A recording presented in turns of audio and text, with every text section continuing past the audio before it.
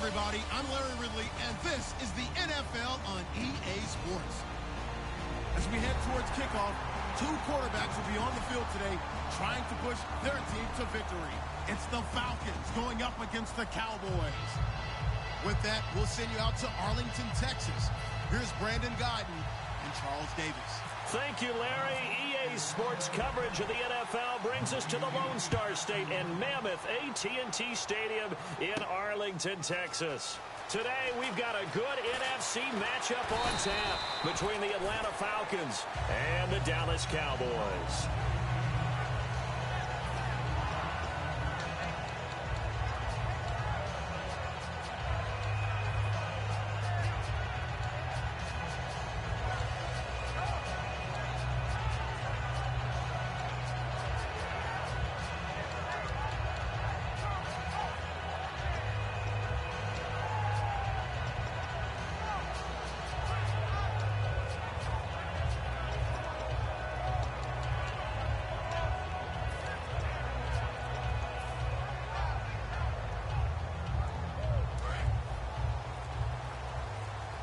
Play clock winding down.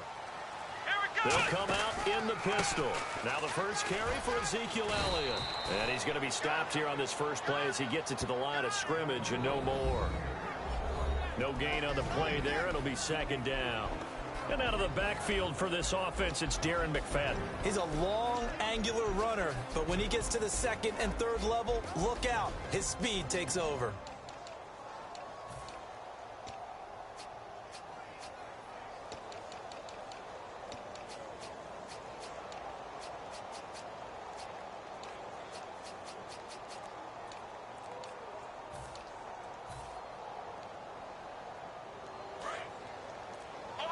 They'll need to get the play off quickly. And they're not going to get this one off in time. It'll be a delay.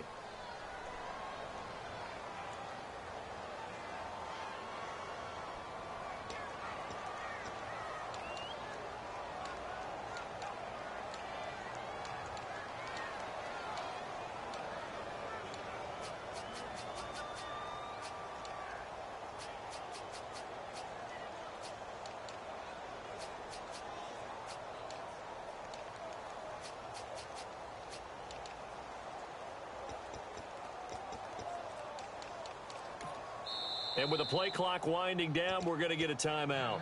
They'll have 2 remaining as we step aside here in this first quarter.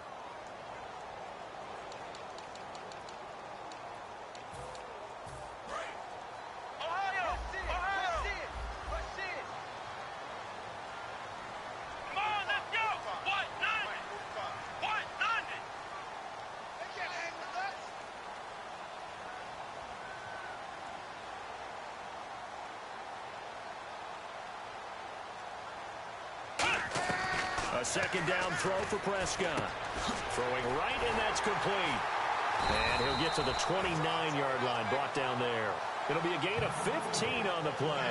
And they'll be faced with a 3rd and inches. That was a nicely run slant route, and what the receiver's trying to do is make the defender think he's going upfield for a deeper route, and then breaks it off, usually after about 3 to 4 steps, and cuts towards the middle of the field. And now what he's trying to do is use his body to keep the defender away from the football and give the quarterback a really nice target. There may have been a little bit of an element of surprise there. 3rd and inches, and they go quarterback sneak. I still feel like this is a play that often is reserved for 4th down. They stay on the ground, but this time it's Elliott. And he went nowhere. He'll lose yardage back to the 29. That's going to go as a loss of 2, and it'll be 2nd down. And the offense there, the O-line, everybody really on offense, they were just manhandled at the point of attack. Yeah, you could pretty much call them all out, couldn't you? Almost by name, right? That was a very tough sequence for the offensive line. And how about that defensive front, creating a new line of scrimmage and creating a lost yardage possibility. He finds his target, Terrence Williams. They'll wind up getting 10 back as that sets him up for 3rd down. Simple slant route, and part of a really nice hard throw by the quarterback. Nice timing between the quarterback and the receiver. They were perfectly in sync, and he put it right on him on the inside route. Prescott on 3rd and 2. Oh, the ball comes out on the hit, but they'll say it's incomplete. Lucky Whitehead, his intended target, and it's 4th down. 3rd down is a down. Both sides know they absolutely have to win. And the name of the game for the defense is pressure on the quarterback. But pressure on the quarterback with contact, that's how you end up winning it. And how about the call here? They need 2 yards in their own territory on 4th down, and they're going to go for it.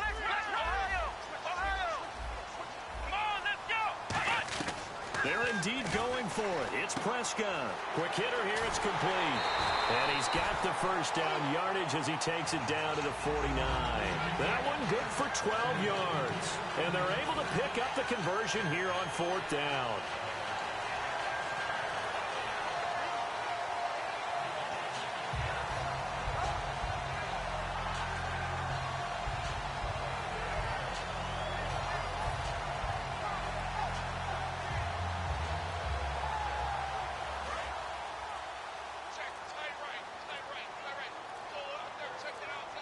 Time running out here on the play clock. A 1st down carry by Elliott.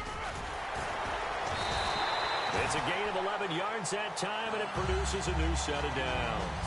And now for Elliott, Charles, against Green Bay, 125 yards on the ground, became the first Cowboy rookie to rush for over 100 in a playoff game since Dwayne Thomas way back in 1970. Another significant record added to what Ezekiel Elliott did in 2016.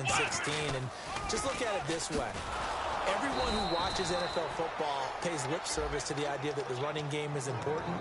I think Ezekiel Elliott really brought it back into focus in this season. And he finished just 178 yards shy of Eric Dickerson's rookie record. And defensively, here are the starters for the Atlanta Falcons. And this is a group that has a lot of youth. 7 of the starters, either 1st or 2nd year guys, and boom, they're going to be playing in a Super Bowl. And they fit perfectly with head coach Dan Quinn's scheme on defense and his collaboration with the front office of the Falcons to get younger and quicker on that side of the ball has propelled them to the Super Bowl. Think about Vic Beasley leading the league in sacks at outside linebacker, Keanu Neal as a safety, and Deion Jones can flat out run in the middle. And you think of all the years, speaking of Witten, that he's been around, but that touchdown catch he had against the Packers in the playoffs this year, that was his first postseason career TD. Come on.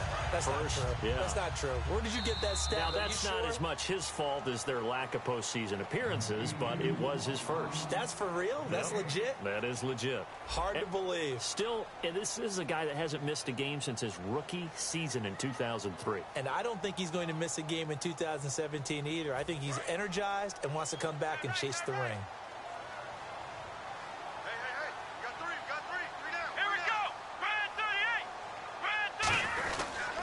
They'll pitch it out to Elliott.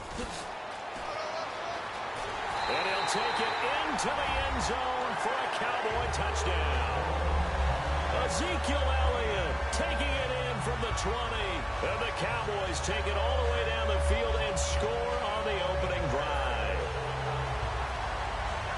Dan Bailey now for the extra point.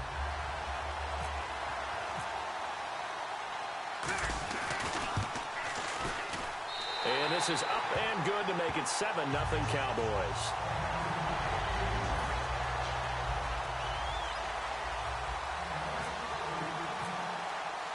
Bailey now to kick it away after the touchdown.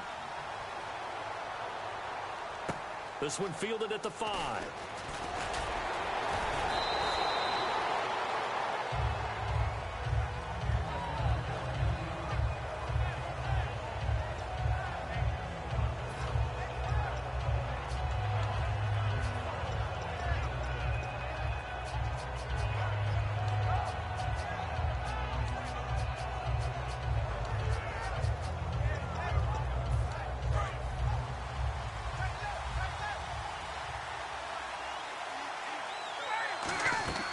They'll throw on first down with Ryan.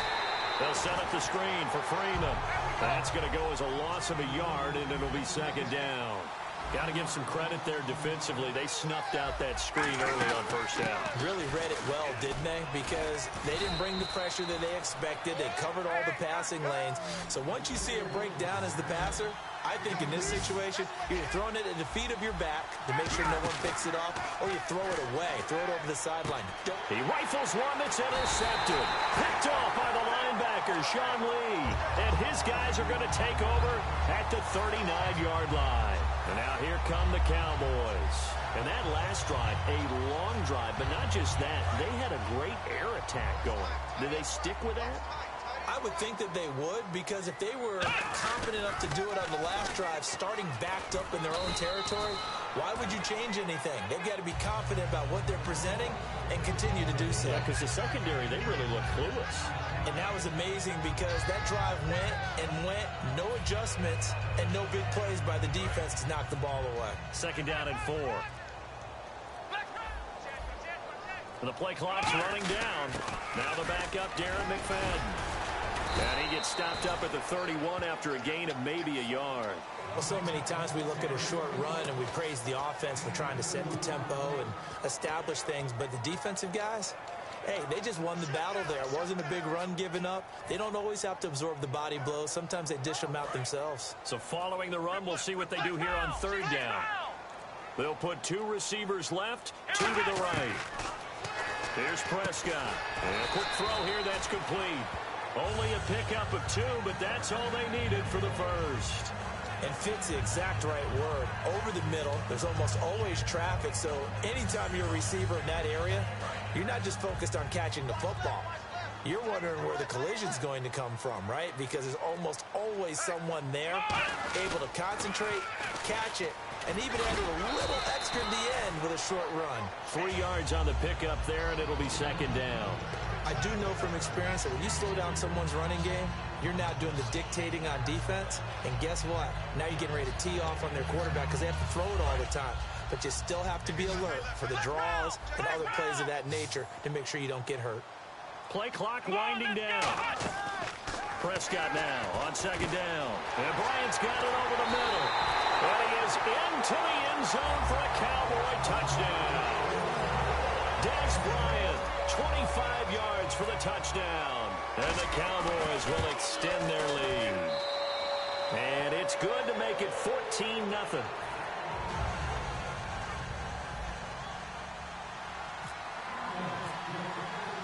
Bailey now to kick it away after the touchdown. This will be fielded at the 6. And a pretty good return here. He'll be stopped just shy of the 25 at the 24-yard line. Matt Ryan was incredible against Green Bay, wasn't he? You talk about locked in, throwing the football. Just absolutely incredible. 4 touchdown passes and ran one in. And that put him in some pretty good company there with some other guys who've done the NFL playoffs. Aaron Rodgers, Peyton Manning, and then there's another one who's done it. Who's that? Tobin Rote, 1957 Detroit Lions. Yeah, so those guys, the only 4 with 4 touchdown passes and a touchdown run in the playoffs. And they're able to get this one across the 35. With the way Matt Ryan was throwing it against the Packers, they didn't really need Devontae Freeman's legs on the ground. 14 carries, 42 yards, 42 through the air as well, receiving them. And that's the key, the 42 through the air, because it tells you that Devontae Freeman is a multi-dimensional back. And that's exactly what Atlanta needs in their offense. They can spread the field, run it inside with him and Tevin Coleman, or throw it to them as well. Sideline throw, it's complete. And a nice job there of keeping the toes in bounds. But there's no doubt in my mind, partner, that he's one of the best receivers in the league, if not the best. And the argument's going to be short. It's a small sample. Julio Jones right there at the top because of his ability to do everything. Catch it, run it, his strength running patterns. How about the way he knocks people off of routes and continues them and finishes in the end zone? He did all of that against Green Bay. A beautiful toe tap in the end zone for 1 touchdown. And then stiff-arming tacklers down the sideline. At 73 yards to the house, he was something. And it's interesting you mentioned the toe tap. That people thought maybe his effectiveness would be limited because of a toe injury. We saw no ill effects against Green Bay in the NFC Championship game.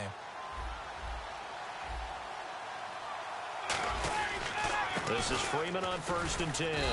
And nowhere really to go there. He'll take this up just shy of midfield. 2 yards on the pickup there. It'll be 2nd and 8. And the offense moving quickly to the line. Now Ryan. Caught on the right side by Jones. A good pickup there, 26 yards.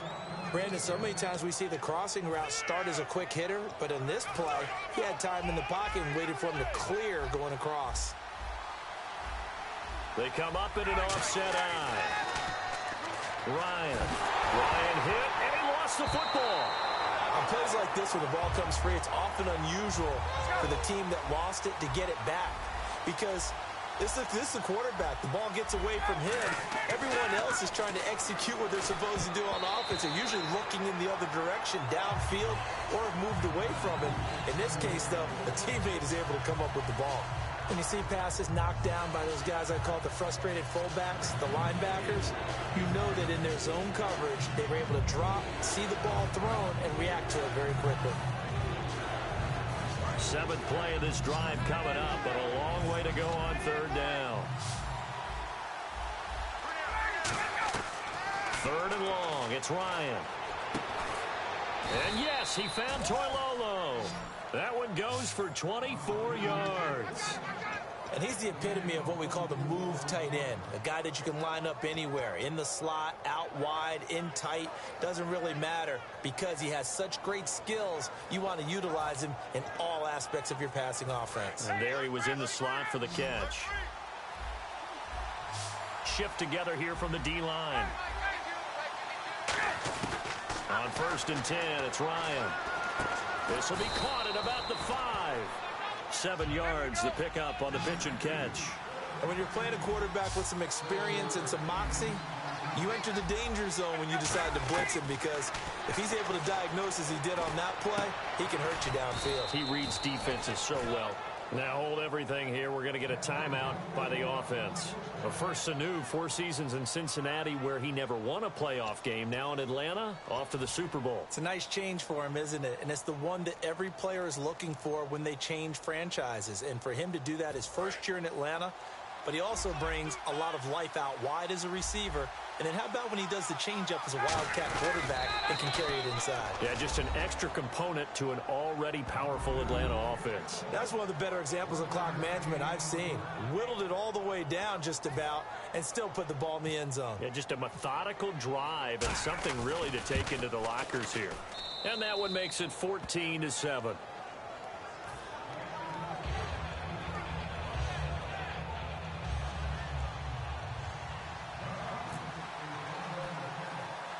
Now after the touchdown, it's Bosher to kick it away. Short kick. One of the up middle take it now. And they're able to return this one all the way up to the 45. And now Dallas gets set to take the field. And from this spot in the field with the clock where it's at, you think we're just going to see a knee and that's it? And I think in this situation, that's the proper play. But we do know there's some risk takers out there that may want to take one more shot before the clock runs out. Final play of the half. Prescott. He's going to float this over the middle, deep into a double team, and it's intercepted. A great read, and it's picked off. So we've hit intermission. It's halftime. This is the NFL, and it's a presentation of EA Sports.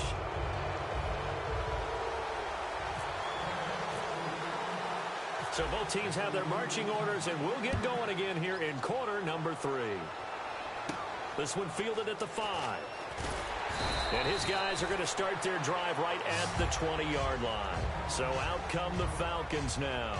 They're close game, but they're going to need to do a little bit better probably here in half 2, no? I would agree with that totally. I would guess it in the locker room. They talked about cleaning up some of the errors, but overall, I think they wanted to be positive with them. Guys, we're right there. Just not playing as well as we need to. Let's pick it up. And we still have a chance to win this game. Yeah, they do. We'll see if they can pick it up.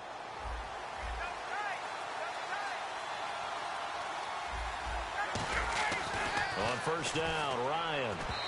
Toward the center of the field, but it's incomplete. Brandon, Super Bowl 33 saw Atlanta take on Denver. And they were led, of course, by John Elway at quarterback.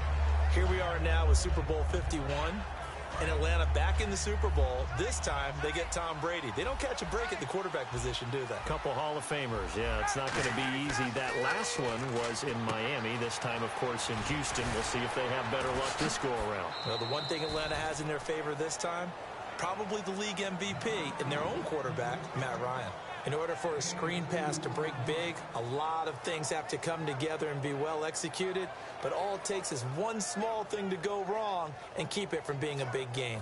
Still in search of the first down after that last completion. A nickelback added defensively as they look to stop this 3rd and 8. On 3rd down, Ryan. And he'll be hit from behind and taken down. And how about this? 4th and long, and they're going to go for it. Great job defensively. I think he was trying to go through his progressions, find someone to get rid of the football. Before he knew it, he was on his back. So that just brings us right back to what you said in the beginning. A great job defensively. Nowhere to go with the football. That led to the sack. And it is incomplete. A surprising move to go for it. Predictably, at least somewhat predictably, it doesn't pay off. And now possession will go over inside the 15-yard line.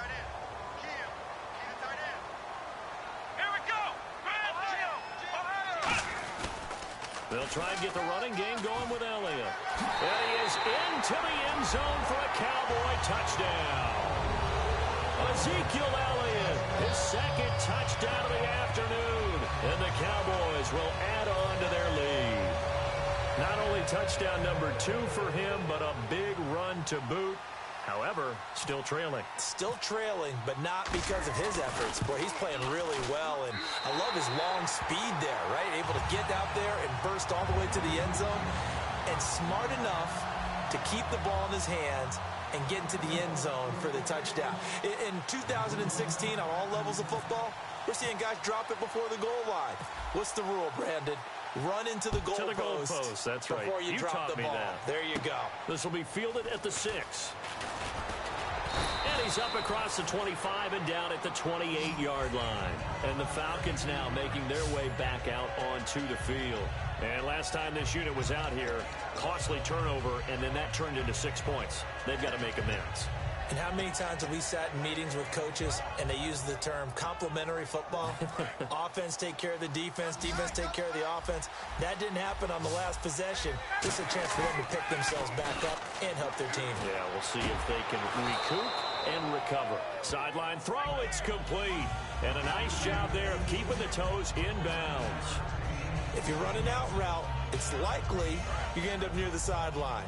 And what did we just see there?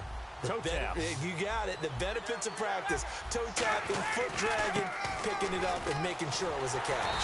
And unable to get downhill there as he'll take this up to about the 37. He can muster only a yard there, and they'll be left with a 3rd and very short. And now they're in the hurry-up. Ryan now to throw on 3rd down. That's caught at the 25. Touchdown, Falcons. Julio Jones. 62 yards. And the Falcons draw a bit closer. Well, they went play action there and set it up nicely for him. I mean, he can flat fly, and they hit him downfield. And it doesn't take much to create that extra bit of space that a guy of his speed needs. If you go play action, all you want is just a moment where the guy's covering, take their attention somewhere else, and then he's by him. And once he's by him, there's no catching him. As they always like to say, if a receiver's even to a defensive back, that means he's leaving. Unless that DB is Charles Davis, right? In that case, he left me a long time ago. Come on now. Trust me.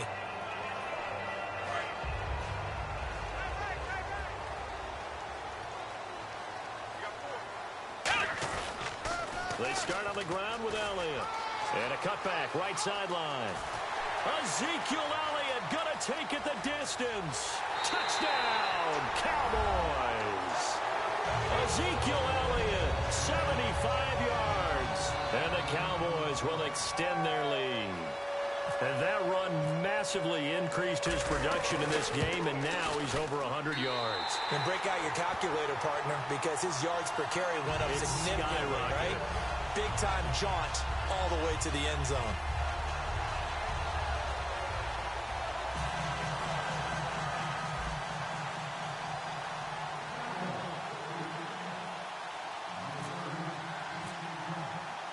Kelly now to kick it away after the touchdown. Here's Eric Weems now on the return. And he will be marked down right there at the 20-yard line. Atlanta now coming out on the field. And they're going to need another score. Got one last time, but still down here. When you're playing catch-up, every possession becomes crucial, doesn't it? It's vital. Get back out on the field, punch it in the end zone again. They know it's not easy, but what they do have going for them, they did score the last time. They think they've got a good formula working. And what about the defense? Well, now you're just saying to yourself, okay, we gave up a score last time. What adjustments do we need to make to slow them down now and get the ball back for our own offense? Is it more pressure? Is it more zone? What do they have to do? They're trying to figure that out themselves. We'll see if they can figure that out right here. On any passes in the middle of the field, anyone who's going after the football is going to be conscious that it's probably going to be contested and often physically. Sometimes that leads to drops. It's 3rd down, 6 yards to go for the offense.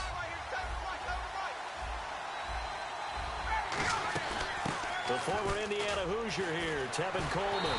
And he will lose yardage here back at the 23-yard line. So here we go. The offense is going to stay out there. They're going for it on 4th and 8. Here's Ryan. With the struggles we're seeing up front for the offense today, they've got to think about changing up their play calling. Some screen. Mohamed Sanu with nobody ahead of him. Touchdown, Falcons. Mohamed Sanu, 77 yards. And the Falcons have cut it to within a score. Good pass, clean catch, and a house call there on the fly route. And not that much room to operate. So that tells you about his acceleration. We always talk about being able to go from 0 to 60 real fast. Took him less time than that to get to top speed and complete that play. That's fielded in the end zone. And the decision to come out is going to cost him 5 yards with a new rule as he's taken down right at the 20-yard line. The Cowboys offense heading back out and ready to go again. And they hit the home run last drive. One play on the ground all the way to the house. Now the defense, maybe they're expecting a run here. Partner, I love your description because when we talk about hitting the home run, we're usually thinking about a passing play, aren't we? Something in the air, deep ball. But how about them just taking it big-time jaunt? Now if you're coming back out, now they've established this run game, the play-action pass could very well be open. Give him 5 on the carry there, and it'll be 2nd down. I know the toss play begins with the guy taking the snap and turn around and tossing it to the runner. But where the real intrigue is, can they seal the edge, whether it's an offensive tackle or a tight end, in the direction they want to run the football? If they do that, that's the result that you get, that type of a gain. If they don't, oftentimes it's not a very successful play. Call that a loss of 5 yards on the play. And it'll be 3rd and 10. Oftentimes when a guy has a game like this, he's going to take his offensive line out to dinner afterwards. But after a play like that, he may tell them, instead of getting the steaks, guys, we might have to go for the hot dogs. They'll put 2 receivers left, 2 to the right. On 3rd down, it's Prescott. He's going to fire one deep, middle of the field. And incomplete. The contact made the ball roam free and brings up 4th down. Well, they went for the big play there, but that drop could really hurt their momentum.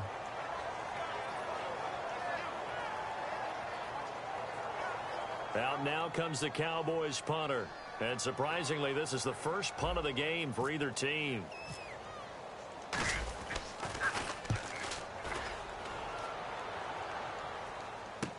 Taken from just outside the 30. A punt of 46, a return of 5. And it'll be Falcon football as they take possession. Here comes the Atlanta offense now ready to take over here. Last time they were out, they scored. Still trailing here, though, so some work to do. But it's okay in terms of mindset. Because they scored the last time, they're not quite as worried about being down on the scoreboard because now their confidence is a little bit higher. They feel like they got something going, and they feel like they can attack again and put more points on the board. Are you scoreboard watching if you're the offense, or are you just focused on this drive? We wouldn't be telling the truth if we said that they didn't scoreboard watch. Everyone does it to some extent, but you've got to set it aside right now and just focus on this series. That'll take care of the scoreboard if they punch it into the end zone.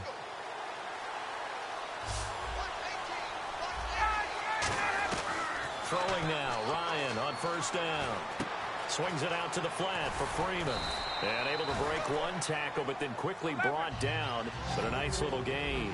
So many times you hear today's NFL described as a space game. Get your best players into space with the football in their hands. That's why sometimes you swing. Devontae Freeman, they're not going to get him. Touchdown, Falcons. Devontae Freeman, 44 yards. And the Falcons are an extra point away from tying the football game. And his kick is good.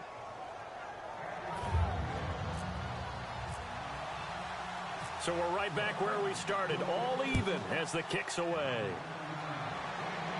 This will be taken to the back of the end zone.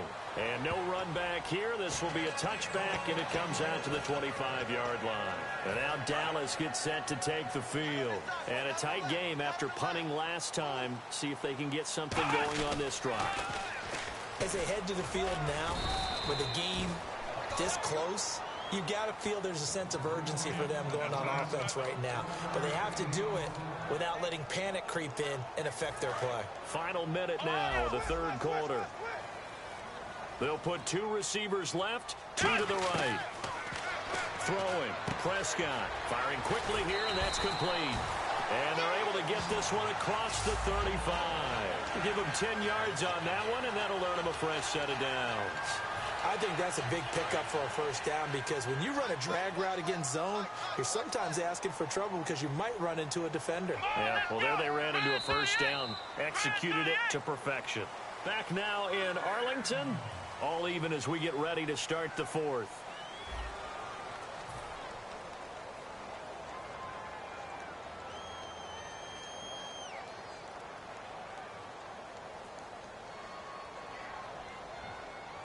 So the offense has it 1st and 10. Again, we'll see the pistol here. Elliott. And he'll be taken down, but not before he gets into enemy territory. It's a pickup of 14 there, and that leads to a Dallas first down.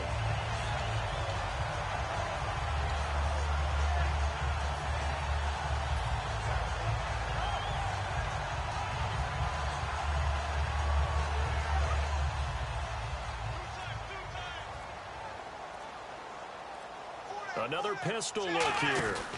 They keep on the ground with Elliott. And for one of the few times here today, this run's not going to go anywhere. No gain on the play there, 2nd down. And there's a nice stop for the defense. They've had a tough time containing this guy all game long, but maybe they can build a little bit off of that play, a little bit of confidence, a little bit of momentum. Yeah, every now and then you can actually tackle that guy. With Kidder here, it's complete.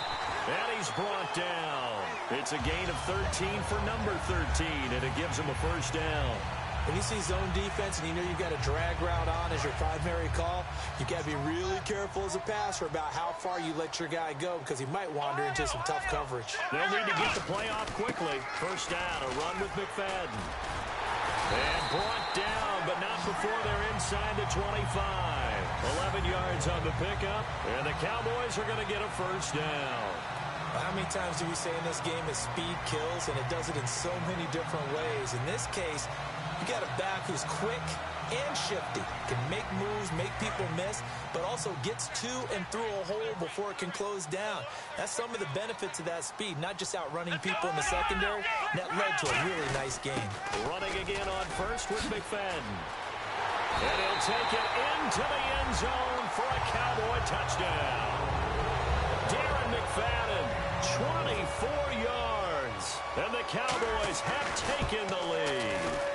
Well, partner, that was another explosive run, and one thing I've learned in our time in this game, yes, the offensive line has to get a lot of credit, but for big runs to occur, the wide receivers have to block well downfield. And then you have to have a good guy carrying the ball too, right? Oh, without a doubt. You need that difference maker lugging the rock. Here's Weems to return. And they're going to start this drive in pretty good shape as they get it up past the 30. Here comes the Falcon offense now as they get set to take over here. And they're hoping to capture some of that magic they had last time out when they were able to put together a scoring drive. But they're still down here, Charles. Not the major concern, though, because of what you talked about. They scored the last time out. They feel good about themselves. They feel like their game plan is now in effect. They know how to attack and what plays they want to put together. But they've got to keep it moving in the right direction because, as you did note, they are down on the scoreboard. He couldn't quite hold it. Got hit. Ball pops out. Incomplete. We know it's not an easy job to go out and catch passes when people are trying to tackle you and knock the ball away. But the bottom line is, that's a pass he's got to have and a pass he should have caught. Time starting to run out here in the fourth. This defense just trying to keep the offense off the board and preserve this potential victory. Now it's Ryan. They'll set up the screen for Freeman. And he's taken down, but not before he gets this into enemy territory across the 40. A well-executed screen pass means the offensive line has bluffed the defenders. They make them think that they can just get through and get to the quarterback. Instead, they're setting them up. Little screen pass, lofted over them, and now they're in front, and they get downfield for big yardage when they do it right. Now Ryan on first down. Hits his target. It's Taylor Gabriel. Touchdown, Falcons.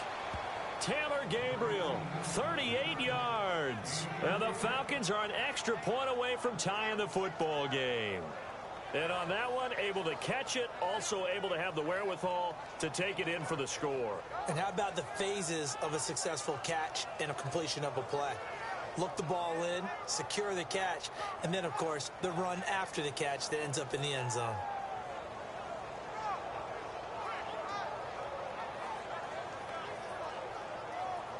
So a big play coming for the Falcons as they'll go for two.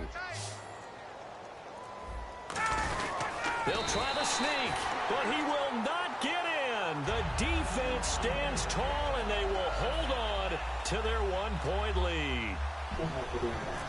I don't know what Cuz was thinking. Now after the touchdown, it's Bosher to kick it away.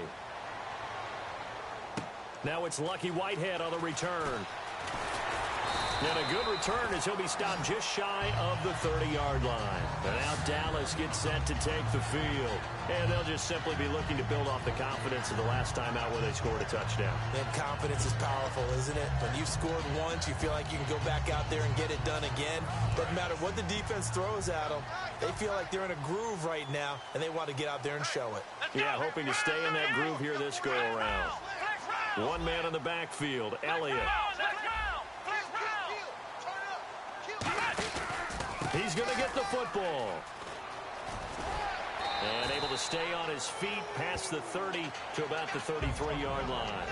Tackle made there by Robert Alford.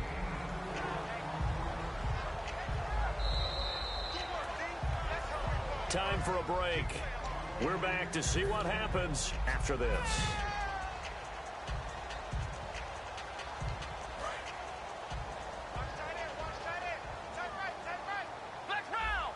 They come out here in the eye. They'll try and run some clock now with Elliott. And the hole closes quickly. He gets it across the 35 to the 36-yard line. 3 yards is half of what they needed. Now can they get the other 3 here on third down?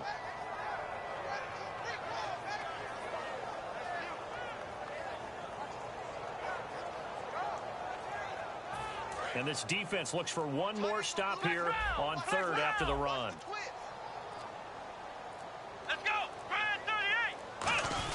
They'll try to wind some clock with McFadden. And he'll get, and now a timeout defensively by the Falcons. It's just their first. They've got 2 more to use here in the final stages.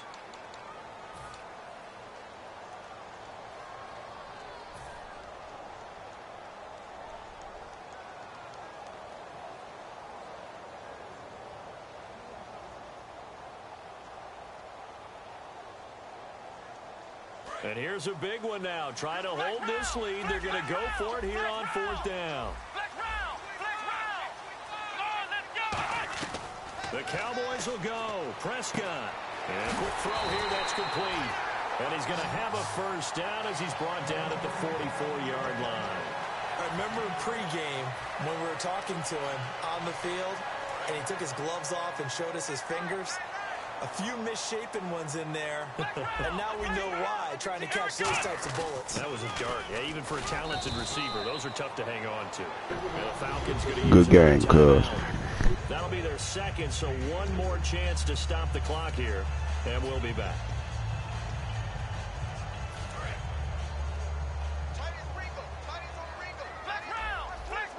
And on the outside, they're playing press coverage. They go back to Elliott. He's been busy. Oh, he's got some breathing room. That one goes for 13 yards, and it moves the sticks.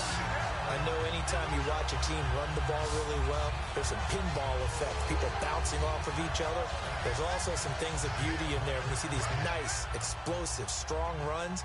And this guy, he knows how to carry the football really well and continually wants the football. Why? He knows the offensive line's going to give him great effort. And play is stopped here. Timeout. It's the defense calling the timeout here. It'll be their third and final timeout, so as they talk things over, we'll step aside. See if they stay on the ground for second down. They come out here in the eye. McFadden again. And brought down, but not before they're inside the 25. A nice pickup there of 11 yards, and it'll move the sticks. Say what now? I ain't hear you, brother. What's happening? Good game, cuz. He has to communicate to the guards and the tackles what type of front they're facing, how they're going to block it, and what adjustments need to be made sometimes on the fly as a defense will shift. Give the center a lot of credit because for the most part, he's got big defensive linemen over his Almost face blew all it. game long. That he's got to try and block and protect his quarterback and create space for his runner. In this case, he did a really nice job of communicating and executing.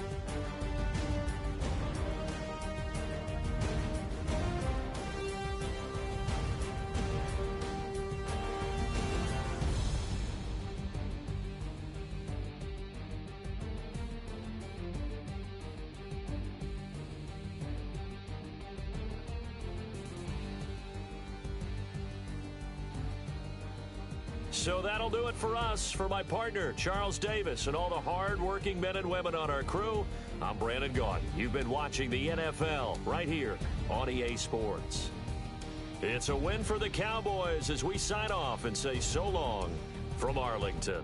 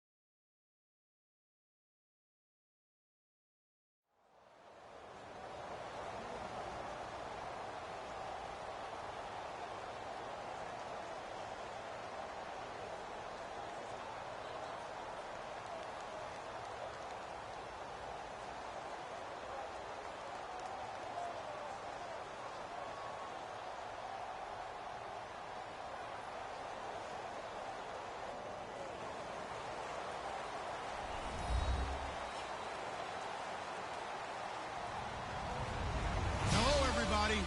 I'm Larry Ridley, and this is Madden 17 on EA Sports. Two wide receivers will be looking to be #1 targets on the field in today's game. It's Beckham's Giants going up against Bryant's Cowboys. For the call, let's send you out to the broadcast booth, where we'll join our commentators, Brandon Guyton and Charles Davis.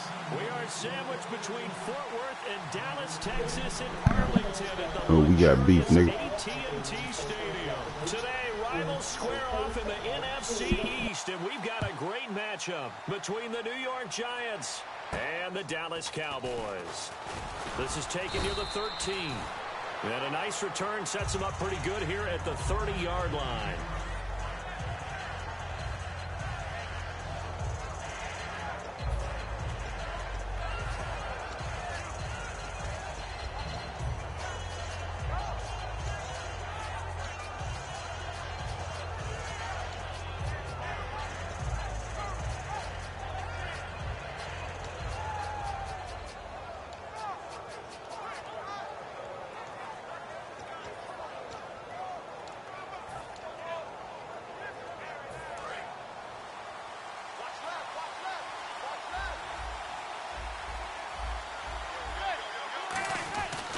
Here's the former 7th-round pick, Rashad Jennings.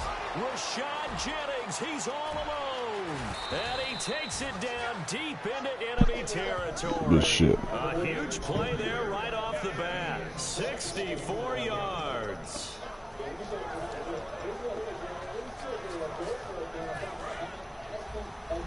Looks like the defense in press coverage here. And the D-line pinching together must be expecting to run. They run again with Jennings. And he's going to be met at the line of scrimmage and taken down. They'll say no gain on the play, and it'll be 2nd and goal. This offense has a lot to account for, but at the top of the defense's list is OBJ. I'm not sure how you really game plan for him, because no matter what you do, he finds a way to uncover himself downfield. And the speed gets it from his mom, a former sprinter at LSU. They'll run. Come on, nigga. Calling a gain of a yard as they get a little bit closer here. It's 3rd and goal.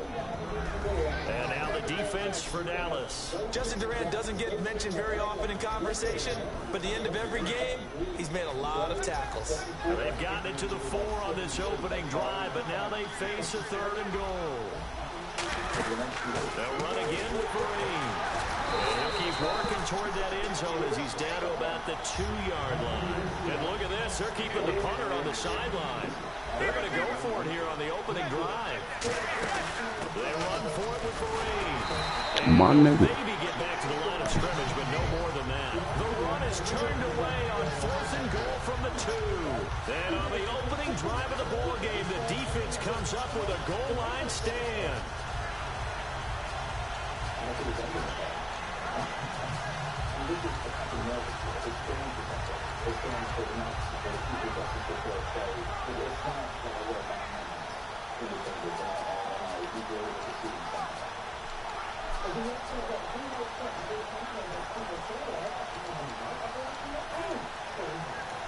Now with the play clock about to expire, we get a whistle and a timeout. They'll have 2 remaining as we step aside here in this first quarter.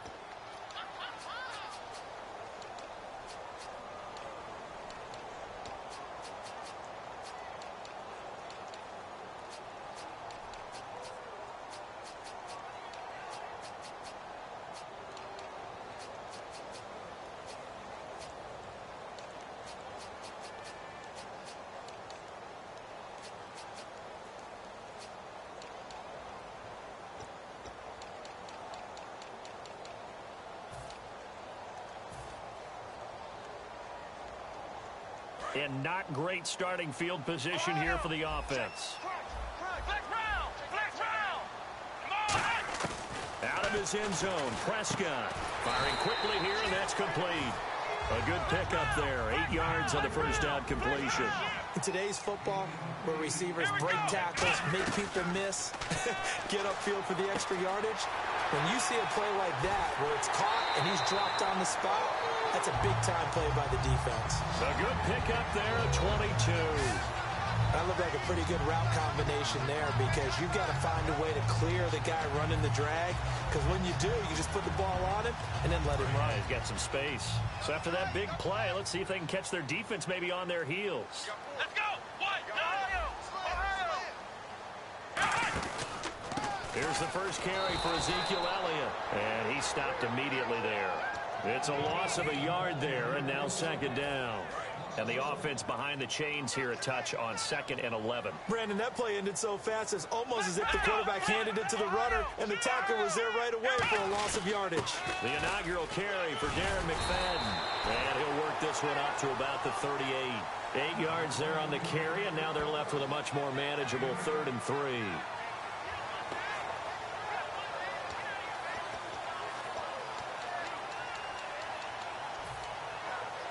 And the defense searches for one more stop here after the run on 2nd down. And 5 in the secondary now for the Giants on 3rd down. Looking to throw. Prescott. Quick hitter here. It's complete. Give him 3 yards and a fresh set of downs. And they're on 3rd and short. They just tried to spread the field. It worked. And I think that the spreading of the field, the extra receivers, has really become the next in the evolutionary chain in the NFL. Go all the way back in that situation, you're handing it to the fullback, right? As we evolve, maybe you pitched it to your tailback. Now you spread the field, and you have your choices of where to throw it and complete it for a first down. Time running out here on the play clock. They play fake to Ellie. Nowhere to go here. He lost the football.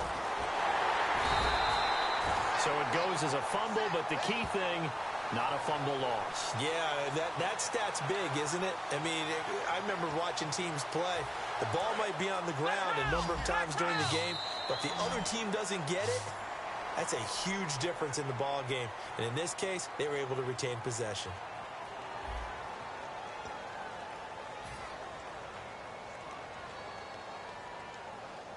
Seventh play of the drive, forthcoming on 3rd and 8.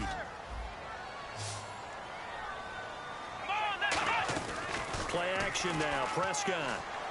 He's going to fire one deep over the middle. And this is caught at the 20. Touchdown, Cowboys. Des Bryant, 56 yards. And the Cowboys are in for 6. And correct me if I'm wrong, that was just a simple fly route, wasn't it? No, there's nothing to correct at all. You got it down pat. And I just remember as a player, when I'd be in practice sessions, and I'd hear 9 from the receivers, that meant fly route, go, look out. That was the 9, and he just kept going all the way into the end zone for the touchdown. Bailey now to kick it away after the touchdown. The return comes from Orleans Darkwa. And a nice return sets him up pretty good here at the 30-yard line. The Giants offense now gets ready to head back onto the field. And last time, they had it 4th and goal, rolled the dice, didn't get it. Now they've got to put that behind and try to put together another drive. Hey, a simple tip of the cap, a nod of the head to the defense. Congratulations, you got us last time. But you didn't hold us the whole time. We got down to position we were able to be in position to score. Let's go ahead and attack again. Continue to have that kind of confidence, not worry about the one play that didn't allow them to get into the end zone. And this time they'll be trying to get it into the end zone. We'll see what they do.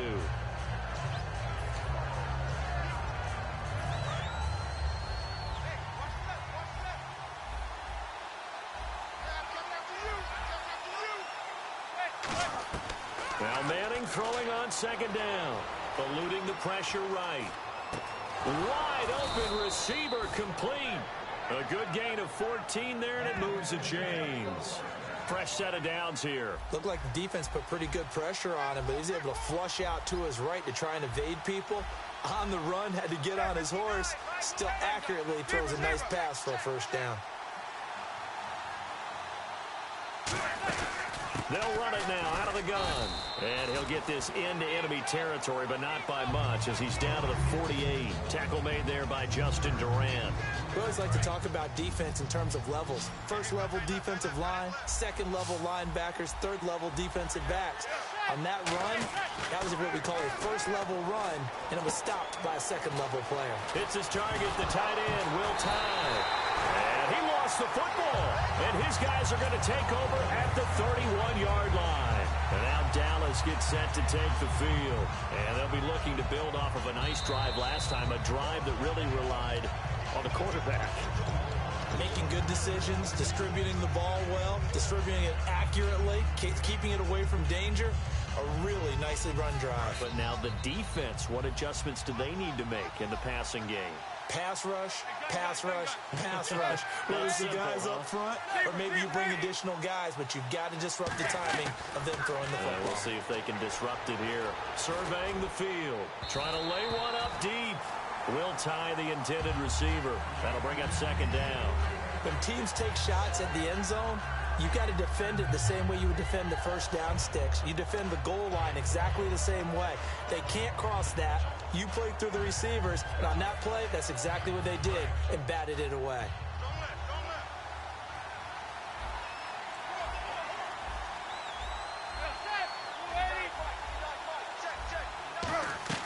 Back to the air on second down. It's Manning.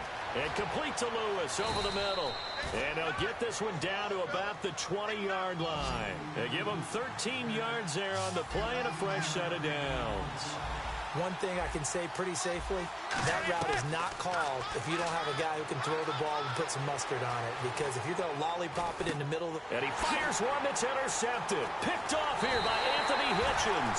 And he's able to get it back to right around the 27. Now the Cowboys offense heads back on. We needed that. Good drive last time. Really effective passing the football. Do you maybe mix it up, now go to the ground game and surprise the defense a little bit? I would anticipate the defense making some changes, but I wouldn't necessarily just absolutely go in the opposite direction.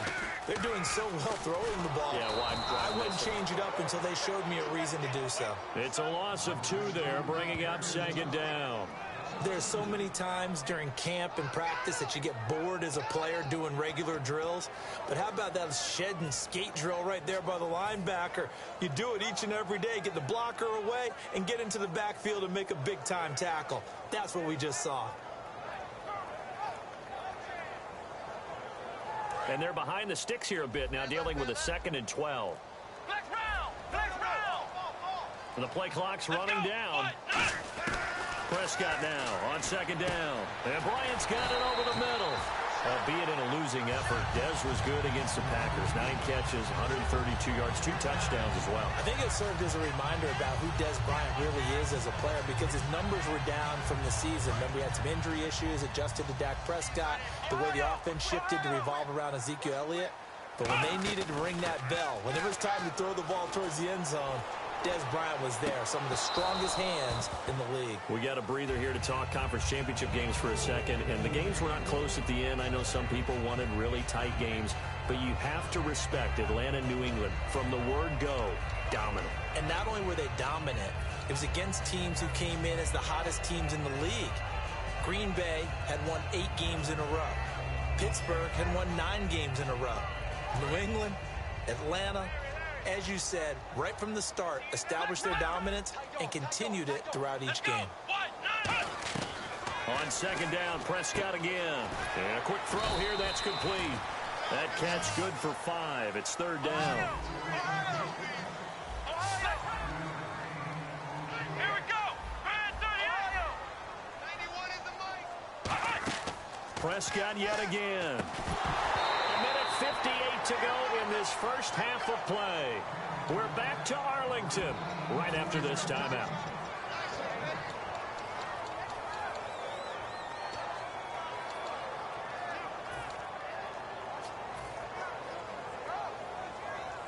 And no move to get the offense off the field. They're going on 4th and 5.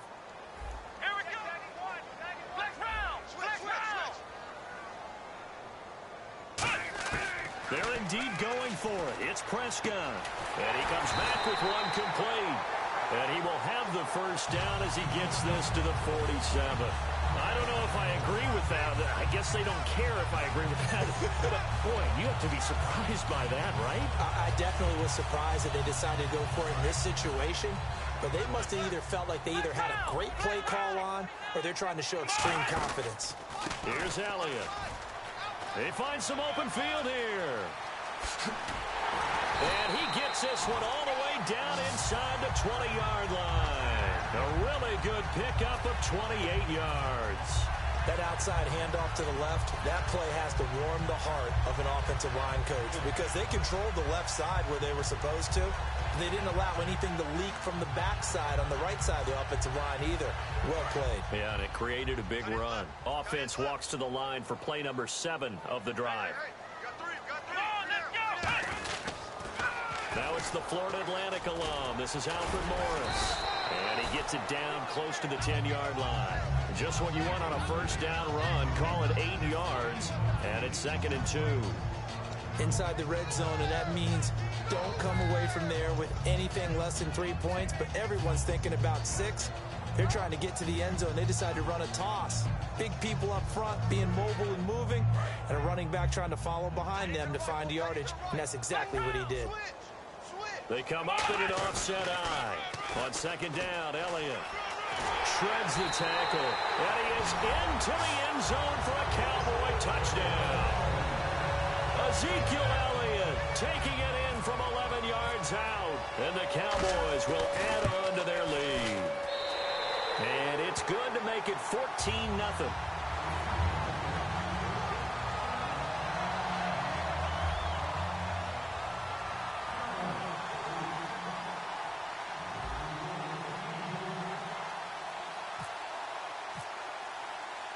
Bailey now to kick it away after the touchdown. That's fielded in the end zone. And the decision to bring it out is going to cost him about 7 yards all told as he's taken down back shy of the 20. And here comes the Giants offense back out onto the field. And what do you think goes on here in this situation? If you got the football, you're trailing, you're back in your own territory with just a little time. Do you try something? You're thinking about jump-starting your team, right? You just mentioned it. They're down. They're trying to get back into the game. But you got to figure if something goes wrong, you may have put yourself in a spot where you may not be able to come back in the second half. Managing risk is a big decision here. He's going to air one out. And it pops free. The collision there jarred the ball loose and brings up 2nd down. On every offensive coordinator, every play caller sheet, they have about 5 or 6 plays per game that they call shot plays or big plays. And you don't get many opportunities to dial them up, and they just did, and they drop it with a great chance to make a big play. That's going to hurt. They'll run it now out of the gun, and he'll get this up over the 25 to the 26. Now whistles come in. We're going to get a timeout here by the offense. It's just their first, so they'll have 2 remaining here before we get to halftime. 3rd down now following the run. They come out 5 wide, 3 of them to the right side. To throw is Manning.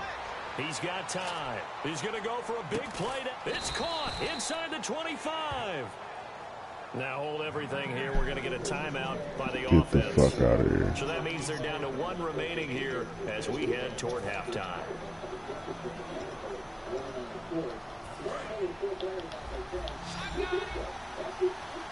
They come up in an empty set. 4 wide receivers, 1 tight end. Throwing on first down is Manning. Flush to his right. This will be caught inside the 10. And brought down, but not before they get it inside the 10 to the 7. Now whistles come in. We're going to get a timeout here by the offense. And with halftime on the horizon, they'll be out of timeouts from here forward. Field goal unit not out there. They want 6 before halftime. One final try now for Manning. Throwing middle, but it's incomplete. That's it for the first half. 2 more quarters to go. We'll have plenty more to see after the break. And we welcome you back now. Alongside Charles Davis, I'm Brandon Gunn, getting set for quarter number 3 here. Both teams appear ready for the fight ahead, and we resume action here in quarter number 3. And this will be a touchback as that sails over the end line. Out come the Cowboys now as they'll go on offense first here in this third quarter. They built a good first half lead. Now they have a chance to add on to it. And what I'm thinking is that the offensive staff spent the entire halftime just working with them on, here's what we think they're going to do to attack us in the second half. Nice first half that we've had, guys, but be prepared for some change-ups. We're going to see them when we kick it off in the second half. See how they handle any adjustments. Ezekiel Elliott gonna take it the distance. Touchdown, Cowboys. Ezekiel Elliott, his second touchdown of the afternoon. And the Cowboys will extend their lead. And he certainly played a pivotal role with those 2 TDs and why they're up on the scoreboard right now. Well, second one's all about winning, aren't they? Because he's not worried about the number. Sure, it's great to have 2 touchdowns. But the bottom line is what he's doing is contributing to their lead. He wants to continue to do so. This fielded at the 2. And he'll make it across the 20 as his guys will set up shop at the 23-yard line. Here's the Giants offense now getting set to start the third quarter. They're down in this game. A chance for the offense, though, to put something on the board, get some momentum here in half 2. Try and get things kick-started for them. And you know at the half, they discussed how they were going to get that done. This is where scripting comes into play a lot of the time. How many plays do you script coming out of the second? Most of the time in the first half, you're scripting 12 to 16. I think in the second half, you're really scripting more like 8 to 10. Kind of a starter or an opener, whatever terminology they use. Just something to get you off to a quick start. Second down following the run.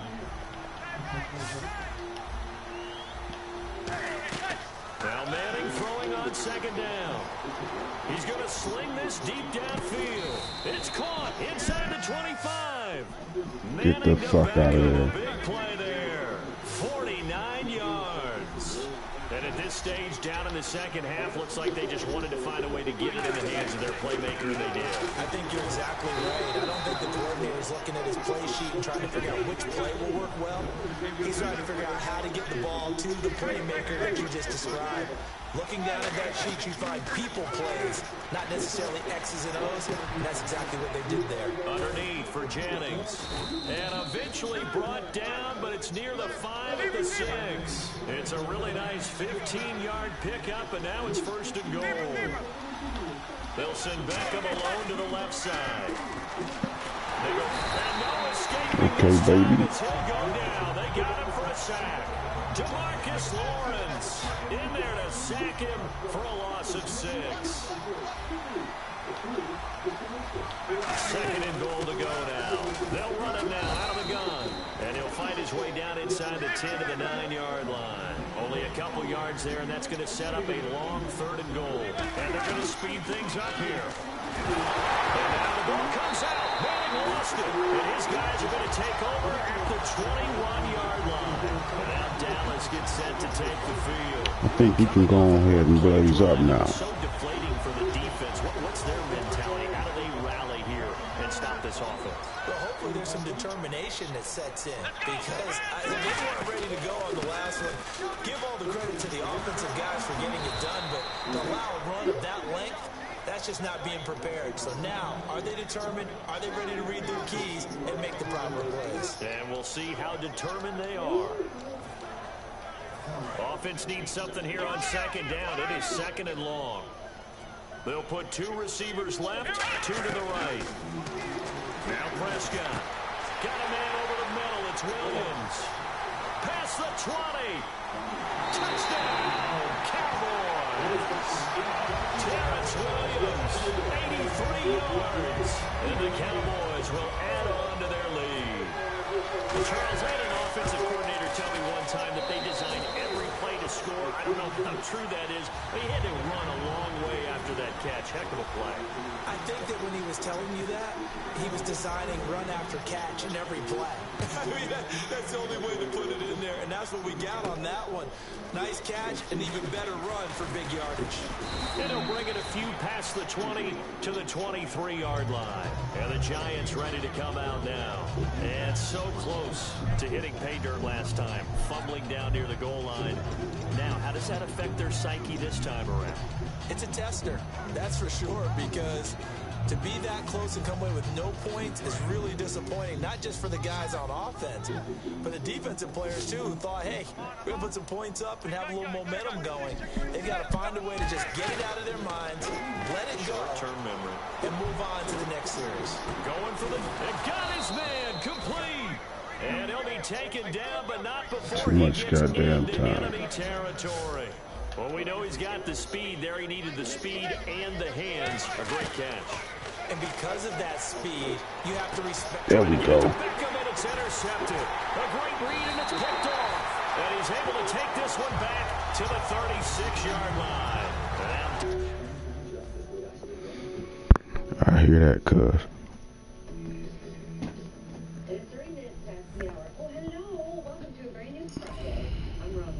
Here we go with news in the fast lane to wake you up while you get your coffee. British Prime Minister Theresa May has visited Arlington National Cemetery this morning, laying the wreath at the Tomb of the Unknown Soldiers. Now, she's going to be sharing with President Trump later in his first news conference since taking office. Not clear how many questions the president may take, but trade is expected to be a major topic. You know, a Florida judge is allowing an accused cop killer to waive his right to an attorney, but he hasn't decided if Marquise Lloyd can represent himself. Lloyd's accused of killing his pregnant ex-girlfriend as well as an Orlando police lieutenant. In previous hearings, he said he plans to represent himself. An engine on a United Airlines flight caught fire last night, and that forced them to take an emergency landing. Officials say that plane was on its way from D.C. to Nashville, but the crew noticed a fire warning light. Now, the thing is, once they landed, the firefighters did not find a hot spot, no flames, meaning they just found a hot spot. Nobody, thankfully, was injured. That's the bottom line. All right, President Trump will launch an investigation into his claims that millions of people voted illegally during this election. Well, the executive order was actually supposed to be signed yesterday. Do you remember that was a news story yesterday morning? But the White House now indicates it could happen today, it could happen tomorrow. We also need to keep the ballot box safe from illegal voting. And believe me, you take a look at what's registering, folks. They like to say, oh, Trump, Trump, Trump. Take a look at what's registering. We're going to protect the integrity of the ballot box, and we're going to defend the votes of the American citizen. Now, no studies, mind you, have shown that there was such widespread voter fraud. So tomorrow, President Trump is going to represent voting on beating the official claim since President Trump's office. Well, the first time according to the White House spokesperson, what Michael talked about, he was what President expected him to say. But he said that they will further opinions on things. Spicer said the president will also have to be held with French and German leaders all tomorrow. Hello, everyone. I'm Larry Ridley. Welcome to the NFL. Gonna try it again, huh? We've got a good one on tap today, and there's going to be two quarterbacks ready to get it done on the gridiron. It's the Cowboys going up against the Falcons. So let's get over to the ATL, Atlanta. Standing by our commentary team of Brandon Godden and George Davis. Larry, and what is scheduled to be its final season as an NFL stadium, there's a look at the Georgia Dome here in Atlanta. Today, we've got a good NFC matchup on tap between the Dallas Cowboys and the Atlanta Falcons.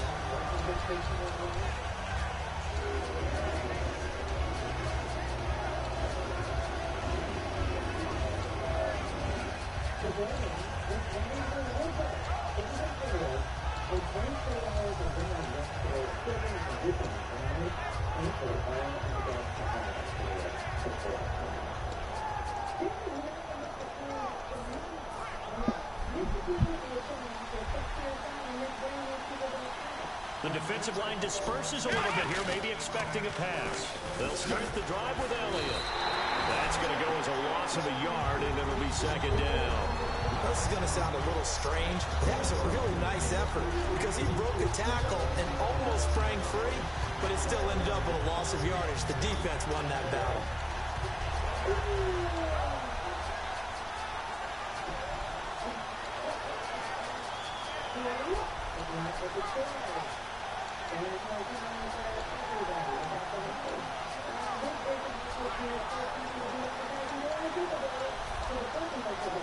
So now 11 yards to go for this offensive unit. It's second down. Play clock winding down.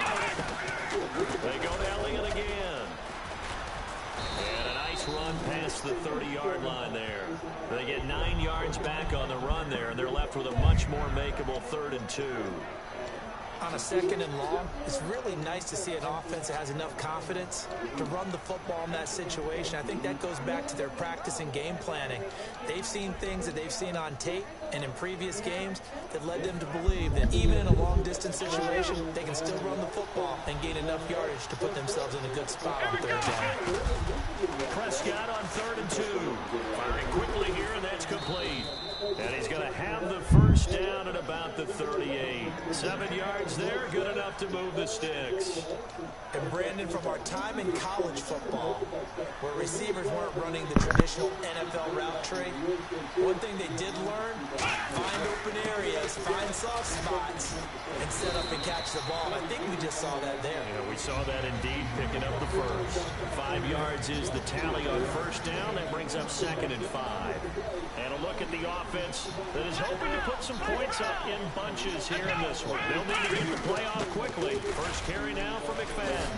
And he'll be brought down just shy of midfield at the 49-yard line. It'll go as a gain of 6 that time, and it moves the chains as well. It's a good, nice, crisp run for a first down. I wonder if the defense might have been loosened up a little bit, maybe anticipating a pass instead of the run that they got. They'll try the sweep with Elliott. And he'll lose yardage here, back at the 47. That's going to go as a loss of 2, and it'll be 2nd down. One of the toughest things for an offensive lineman to learn is the ability to get in space and hit people who are moving targets. And linebackers are not easy ones to hit because they know how to move, juke, and make you miss. And that's exactly what he did on that play. A nice play for the defense. Time running out here on the play clock. Now a whistle, and I think a penalty here for a delay. No, they're going to say timeout. They did get the timeout, and now a timeout defensively by the Falcons. They'll have 2 remaining as we step aside here in this first quarter. And here comes play number 6 on this drive.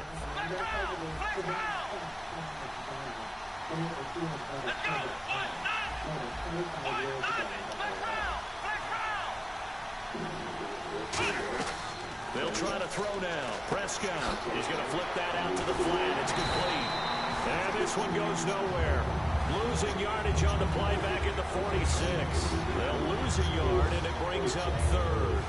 Well, they try to swing it out left into the flat, complete, but really nice open field tackling. And they played that one like a great boxer. They were on their toes on that one. They weren't back on their heels reacting to the play. So they saw it, came right for it, and made a nice tackle for lost yardage. And the play clock's running down.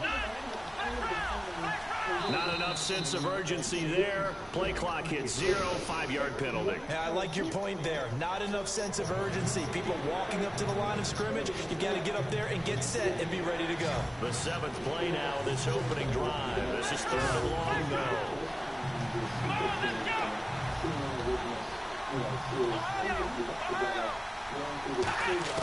3rd and long for Prescott.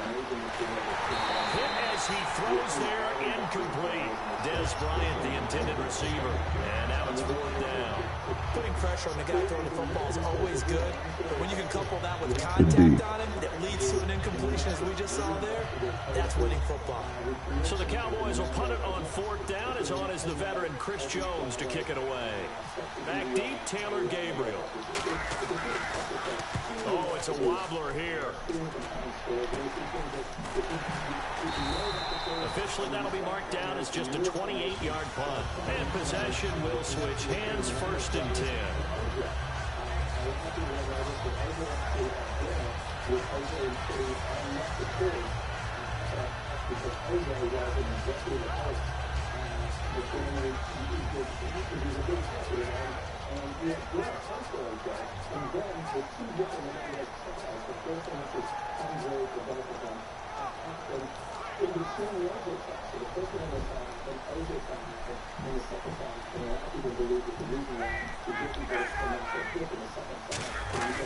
They'll run for the first time with Devontae Freeman. It's a pickup of 4, and it'll bring up second down. All right, let's look at the offense. Devontae Freeman, this is a guy that you wanted to talk about, so take it away. Brandon, have you seen a running back play with such joy as well as such fury? I love the way he runs the football and attacks defenses.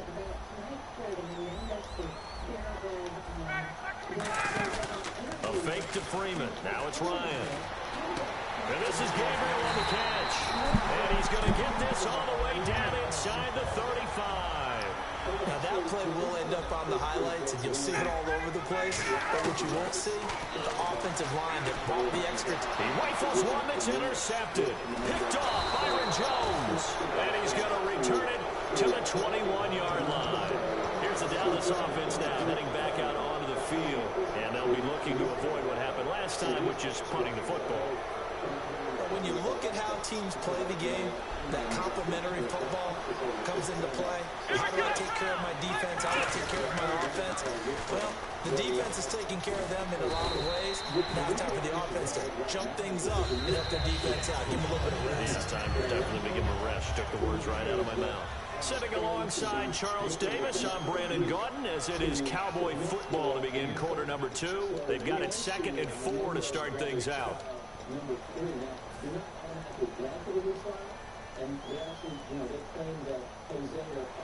Looking to jam the receivers at the line here. Press coverage look defensively. Prescott now on 2nd down. And he hits Jason Witten, the tight end. And down he goes, but he takes it up to the 40. That one goes for 13 yards, and it moves the sticks. There's completion to the tight end, and I think that we're looking at something out of central casting, frankly. Absolutely. I mean, size, the hands. Speed, I mean, can flat out run. You put that whole package together, you light up the eyes of an offensive coordinator, don't you? And he takes this up right near the 45-yard line. They give him 4 yards there. It'll be 2nd and 6.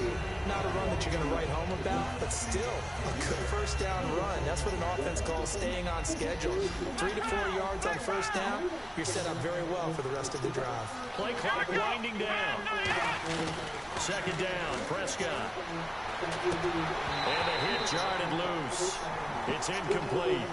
After watching him drop that slant, I can hear my old coach's voice ringing in my ears right now. You can't run with the ball until you catch it. Trying to get those rack yards before he secured it.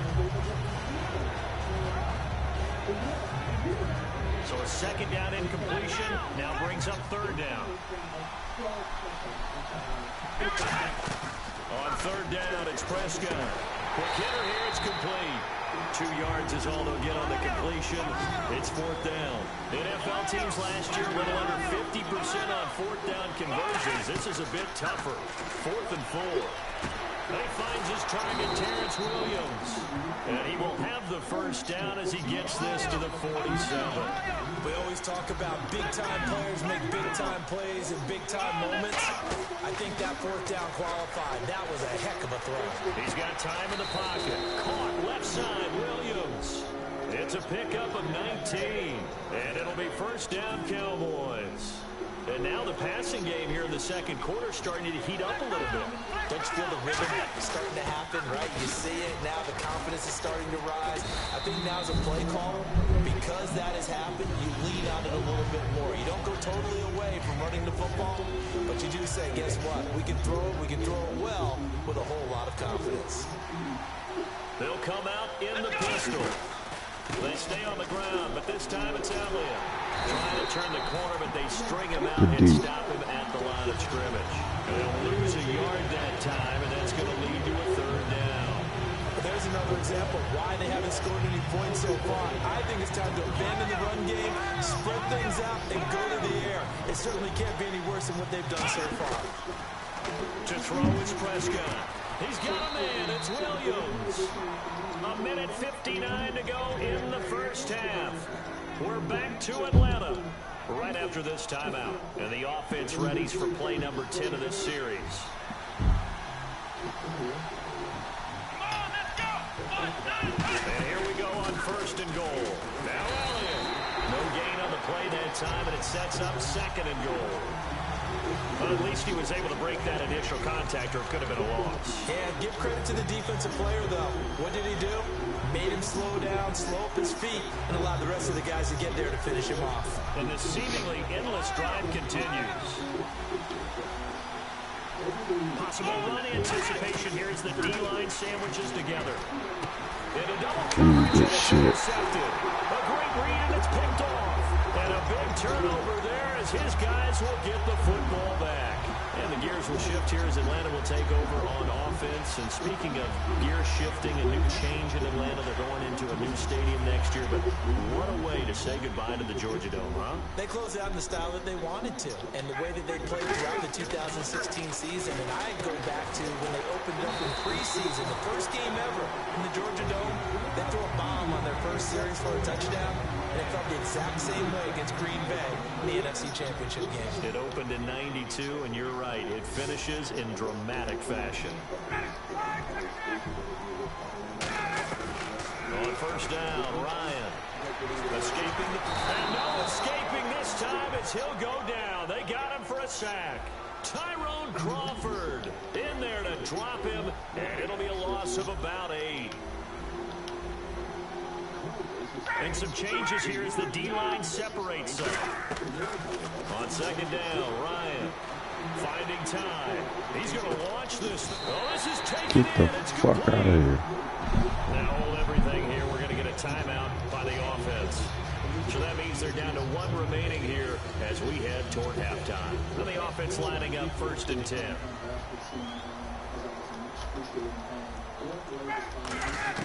Now Ryan on 1st down. He couldn't quite hold it. Got hit. Ball pops out. Incomplete. And he's certainly not a guy that drops that football very often. Indeed, because that's a bit of a surprise. I know he's in the middle of some traffic and people, bodies all around him, but he usually has the focus to haul that one in. 2nd and 10. It's Ryan. And he can't escape the pressure. Ryan goes down. And now the Cowboys are going to call another timeout. So that means they're down to 1 remaining here as we head toward halftime.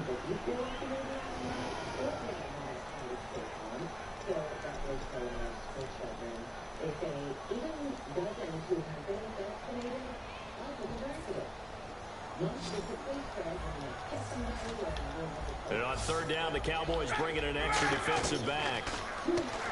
Ryan on the screen. This is Coleman. And the stop here will come at the 38-yard line. It's a gain of 11, but they're still well short. It's 4th down. Now hang on here. Timeout called by the defense. And with halftime on the horizon, they'll be out of timeouts from here forward. The Falcons will call on Matt Bryant for the field goal try. This officially a 55-yard attempt. Now whistles come in. We're going to get a timeout here by the offense. And with halftime on the horizon, they'll be out of timeouts from here forward.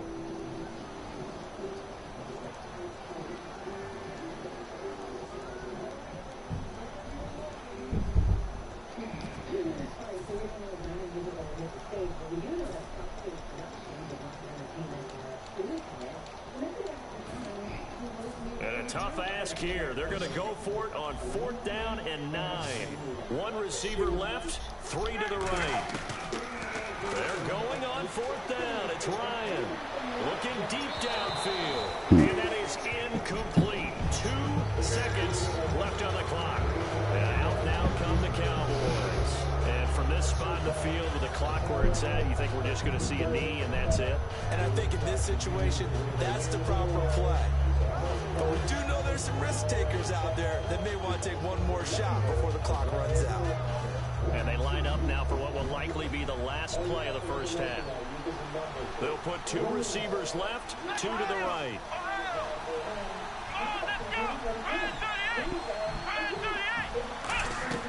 Final play of the half, Prescott. He'll rifle this one deep right side. And he fires one that's intercepted. Picked off by Deshaun Goldson. So 2 quarters down, 2 remain. Charles and I return after the break.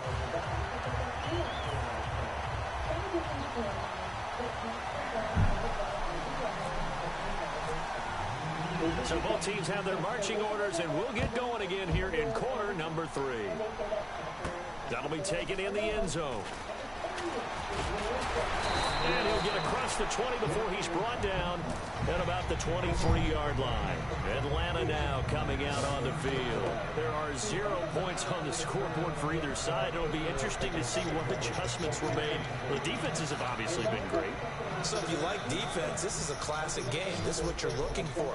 But now you're trying to figure out how to gain any type of an advantage on offense. Is it through a big chunk play that they haven't seen before? Or is it just running your regular offense and running it better, trying to create an opportunity? We'll see which avenue they choose to go down. For a second there, I thought that might break big.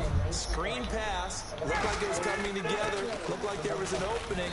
Still, ended up with a solid game. At 5 yards on the play there, as the drive will continue. So many teams want to throw the ball in this situation nowadays, but I love watching a team that has enough confidence to go ahead and run the football in that situation. That's almost a tendency breaker. Now it's Ryan. Flushed out right. Now he's going to throw back deep over the middle. God damn. Right out Julio Jones, his intended receiver. And that'll bring up second down. I know exactly why I tried to throw the ball to Julio Jones there. He's never considered covered. He's either too fast or too strong. You always try and get it to him. Especially on those deep passes. Sanu with a grab over the middle. 12 yards that time for number 12 as they move the chains. Looking to speed things up here, going with some tempo. Throwing now, Ryan on first down. Eluding the pressure right. And almost intercepted. It would have been his second pick of the game. Instead, it'll be second down. Oh, man, that was close. The opportunity to change momentum, big play, right in his hands, unable to come down with it. A sigh of relief, no doubt, on offense if that fell harmlessly to the ground. And he'll be taken down at the 44-yard line. Give him 9 yards on the second down screen play. And at his size, he's a smaller back. You can get him the football. He can kind of get lost, make someone miss. It's good for him. Yeah, it's great for him. I like what you said there. Sometimes he gets lost in the traffic a little bit, but get him out in the open field into some space. That plays to his strengths the best and keeps him out of it where all the big boys are, you know, make someone miss in the open field. And no move by Dan Quinn to get the offense off the field. They're staying out there, and they're going for it on fourth. On the keeper, here's Ryan. Damn, why you keep pushing him forward? And they're able to convert here on 4th and inches. And this is a spot where you have your offense stay out there to get those few inches. It's too long for a field goal. It's not worth punting. So this is the right decision as far as I'm concerned. And they wind up picking up the first down. Now Ryan going to give it to Freeman. And he'll be brought down at about the 42. Credit him with a 1-yard gain there to make it 2nd and 9. Well, I think we know by now that every run is not going to be broken and get all the way to the end zone.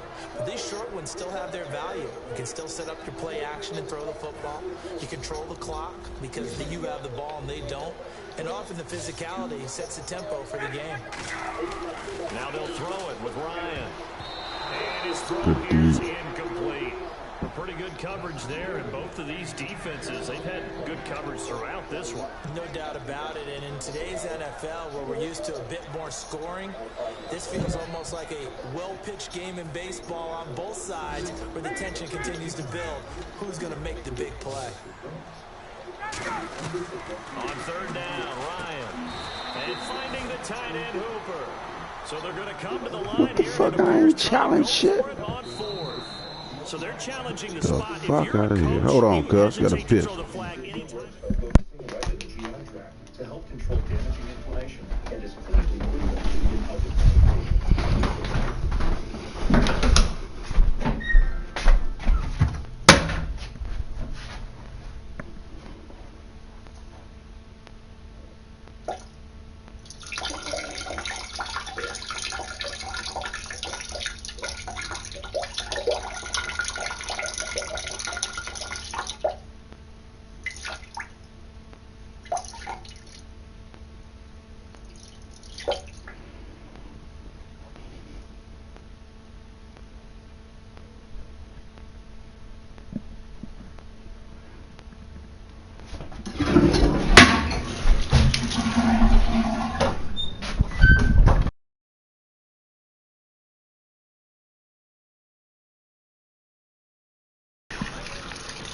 All right, let's roll.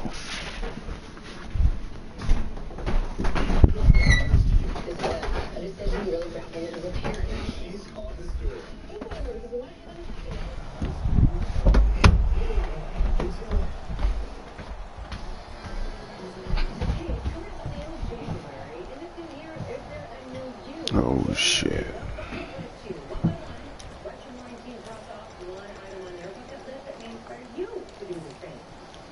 And they're going to at least D-up, line fellas. up to go for it here on 4th down. 4th down. Here's Ryan. Motherfucker. And he gets this one all the way down inside the 20-yard line. And that's a big pickup of a first down. And you know that all week, both sides of the ball, offense and defense, are going through every situation. And in this case, the offensive guys have the right play dialed up because defensively, you work on 4th down situations as well. And deflating for the defense. They can't get the stop here. And that's a good sign right there as we start the third quarter. Because in the first half, not much space to run the football. And as we go into the half, we often think to ourselves, all right, what's the adjustment? What do they have to do? You know what a lot of the adjustments are? No adjustments. You know the game plan. They're working on it all week. Maybe a little tweak here or there, a little bit better blocking. And now you're establishing the running game. Oh, just play after play after play on this long drive for the offense.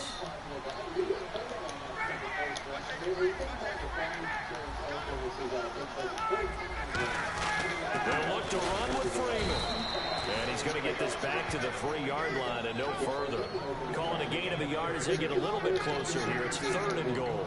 Brandon, now we find out what their definition of commitment is. They've run it on the first 2 plays. Do they come back and do it again? They're that much closer to getting into the end zone. Yeah, inching closer and really knocking on the door now.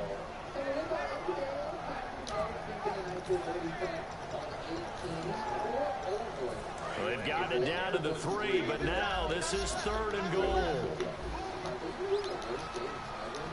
They come out here in the eye.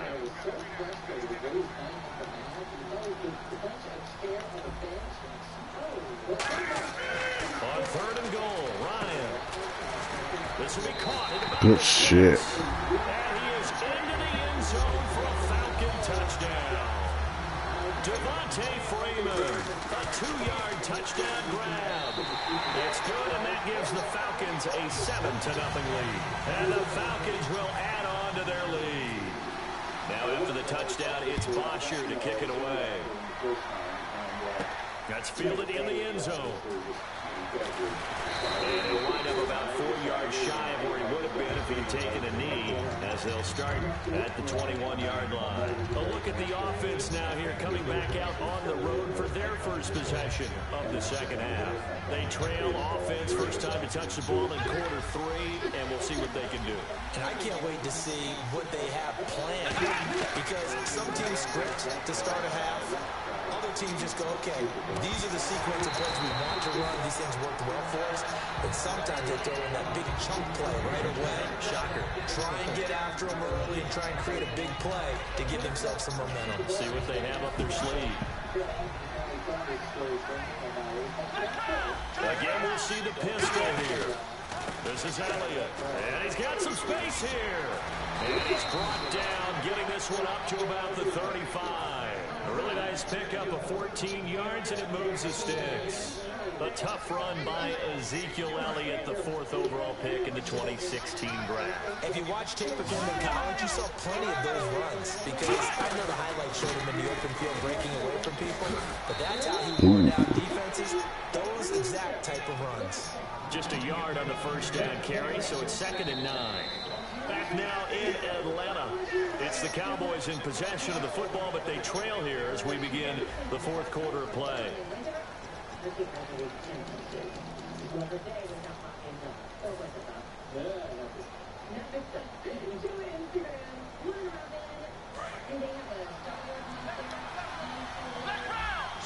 They'll put 2 receivers left, 2 to the right.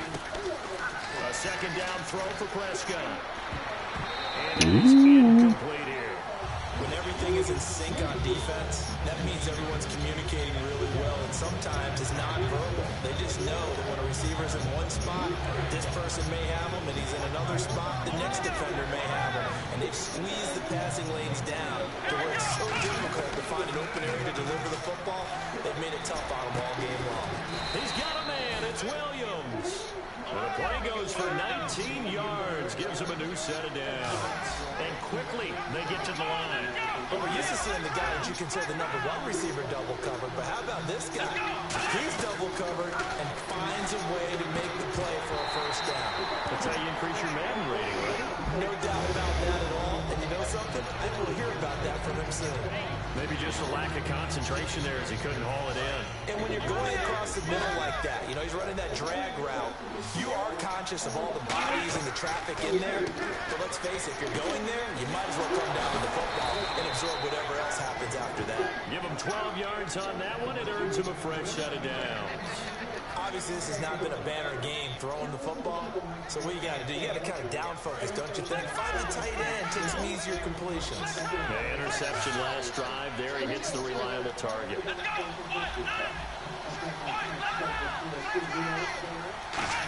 A first down throw for Prescott. And Bryant's got it over the middle. And down inside the 15 he goes. Give him 18 on that one. And the Cowboys are going to get a first down.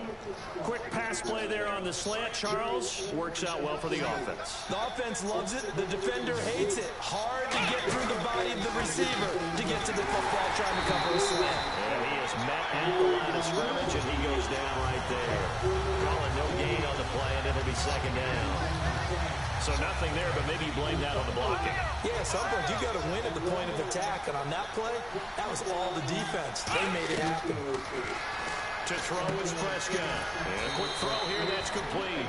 The reception good for 7. It's third down. And they're going to hurry back to the line now. Third and short yardage, Prescott. Steps away to his left. And he'll take it into the end zone. Cowboy touchdown. Cole Beasley, a 7-yard touchdown grab. And the Cowboys are an extra point away from tying the football game.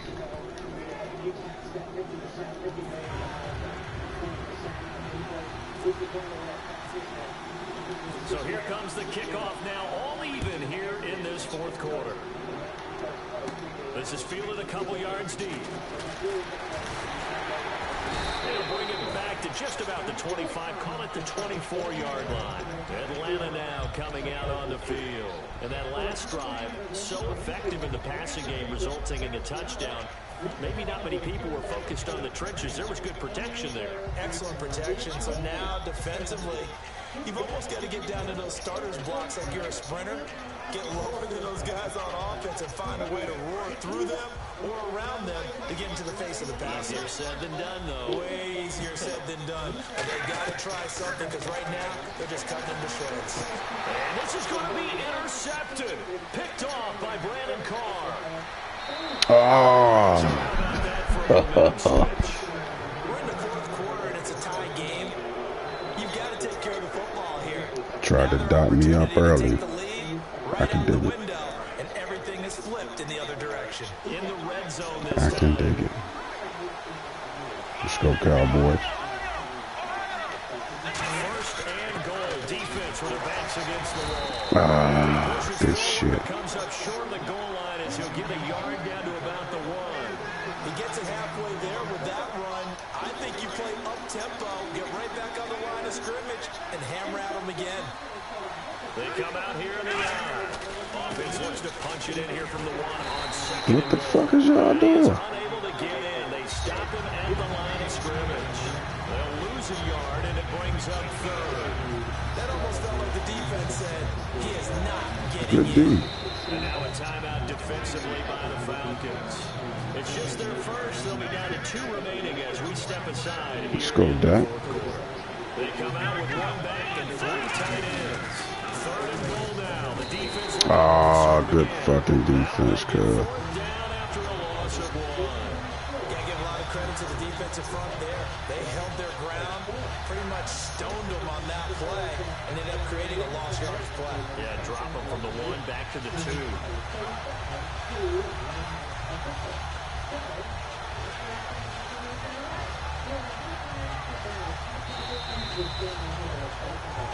Time for a break. Play smart ball. Fuck it. Shakes out after this.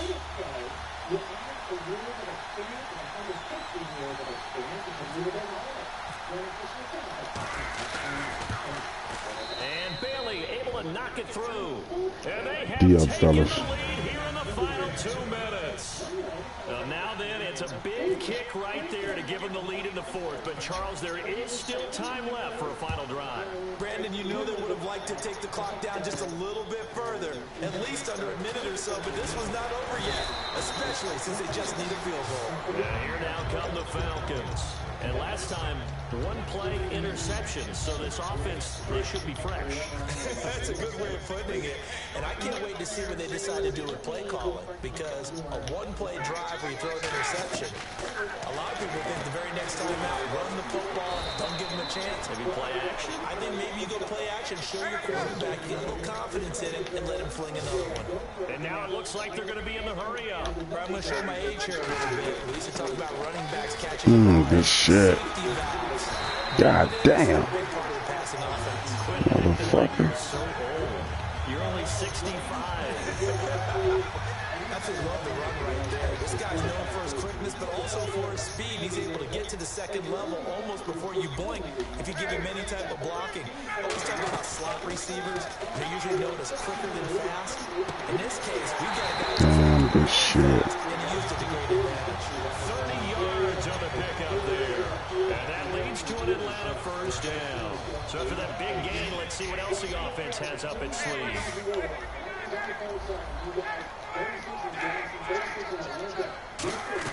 They'll look to throw. And finding the tight end Hooper. And inside the 20 before it's brought down. And give him 14 yards that time and a fresh set of downs. When you execute a drag or a crossing route really well and give them a chance to let it develop a little bit, you can gain some significant yardage hitting your tight end on that one. Freeman, the lone man in the backfield. And he'll get it up the middle. And able to push his way forward here for a good little gain. He'll get a nice chunk there on the first down run, and it's 2nd and 4. They're going to hurry back to the line now.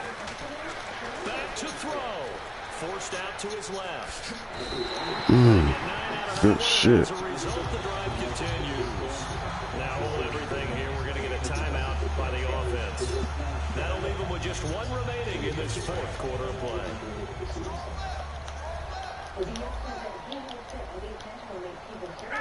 First and goal at the 3-yard line now. They'll run here with Freeman. It's a gain of a couple, and it'll be 2nd and goal. Tough day. Tough sledding right there. And now the Cowboys are going to call another timeout. That'll leave them with just 1 remaining in this 4th quarter of play.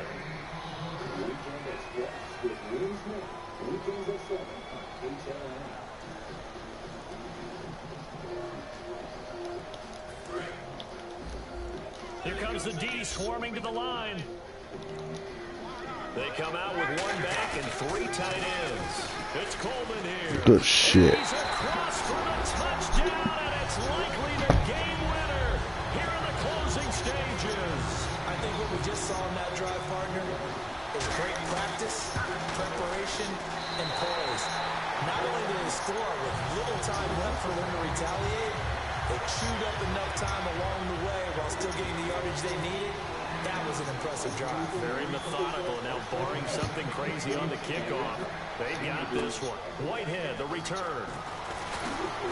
And they're going to wind up with pretty good starting field position as they get it up past the 35. Okay. Some drama down to the very end of this ball game, Charles, on that final kickoff. They were hoping to break free, some sort of miracle play, but they couldn't do it. They had a chance, and that was their only opportunity to try and bring it all the way back. As you noted, they weren't able to get that done, but at least they had the shot. What a tremendous game to be this close and this well contested.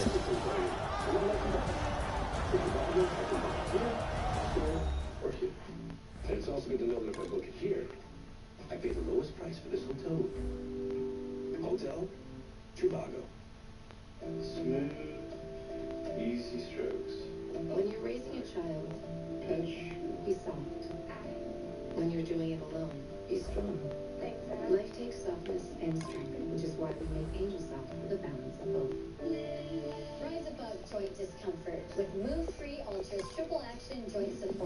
improved mobility and flexibility, and 20% better comfort from one tiny, mighty pill. Get Move-Free Ultra and enjoy living well. Marie starts her chicken pot pie with a crust made from scratch and mixes crisp vegetables with all white meat chicken and bakes it to perfection. Because making the perfect dinner isn't easy as pie, but finding someone to enjoy it sure is. Marie Callender's. It's time to savor. Liberty Mutual stood with me when I was too busy with the kids to get a repair estimate. Liberty did what? Yeah, with Liberty Mutual, all I needed to do to get an estimate was snap a photo of the damage, and voila. I wish my insurance company had that. Wait, hold it, boys. Supposed to be 3 of you. Where's your brother? Hey, where's Charlie?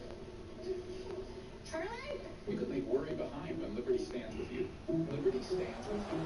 Liberty Mutual Insurance. I did it. I joined eHarmony. Yeah, I can get my own dates. That was good.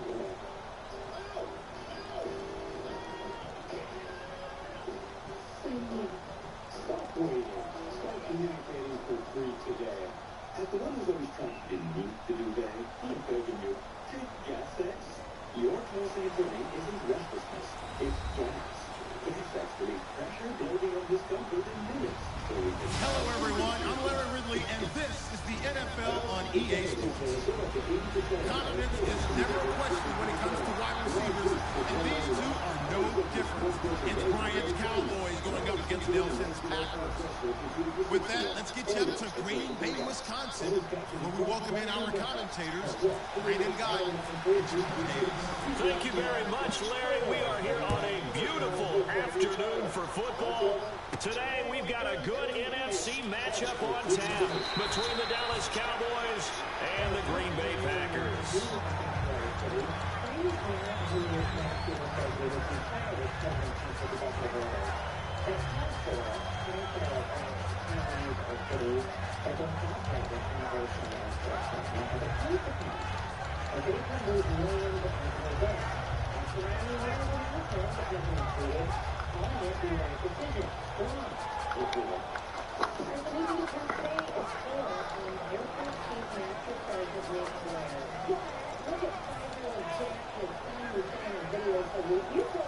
And with the play clock winding down, we're going to get a timeout. They'll have 2 remaining as we step aside here in this first quarter.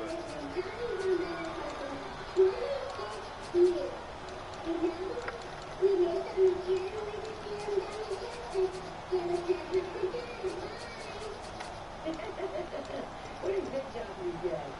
And can you imagine how much joy that does for you on a team this week after from the sun? So that's the deal for you. If you have somebody in the military, it's an honor to help you get that salute on the air every morning, every hour. So how do you do it? Tweet me your video to the top your phone and then tweet me a link to it. Easy as that. Or Facebook the show. At Robert Mead from the air. The news from the U.S. economic slowdown in the fourth quarter. The economy slowed down in the fourth quarter. Now the first carry for Ezekiel Elliott. He'll get about 3 as he's taken down at the 23. The tackle will be credited to Jake Ryan. Here's the offense, and I don't know what more you can say at this point in his career about Jason Witten. You just give him full respect. This is a guy who knows how to do everything on the football field. Not just catch the ball, but huge in the run game with his blocking at the line of scrimmage. The Trump administration is currently asked for Obamacare. The act was scheduled to run during the final days of open enrollment, which ends at the end of the month. But with President Trump and congressional Republicans vowing to repeal the Affordable Care Act, and after the play on the ground, that brings up second down here. They'll need to get the play on quickly. Prescott now. Firing quickly here, and that's complete. And he'll get to the 29-yard line, brought down there. Give him 6 on the play, and that's going to make it 3rd down and less than a yard. Prescott from the gun on 3rd. And no escaping this time as he'll go down. They got him for a sack. Okay, look at this. The punt team nowhere to be found there on the sidelines.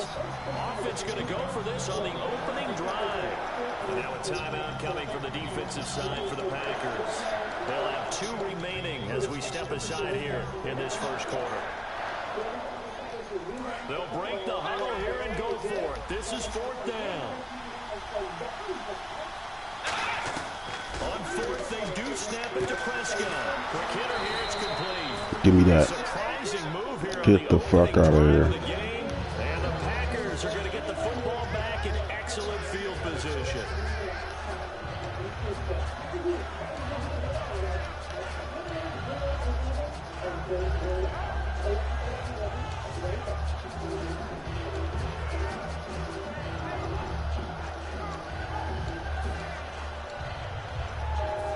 Really nice starting field position here for the offensive unit. One back is Lacey. They'll get the football here. And only able to muster a couple down to about the 27. Morris Claiborne makes the play defensively. And for this offensive unit, Eddie Lacy, sometimes he even has the Auburn fans saying roll tide. Now that's big right there, because for them to say that, wow, that tells you how good a talent he really is. When he gets rumbling, the field tilts in his favor. Maybe I overstepped my bounds there a bit, but he's good. Brandon, you never want to get in the middle of Alabama versus Auburn. 8 yards on the pickup there, and it moves the sticks.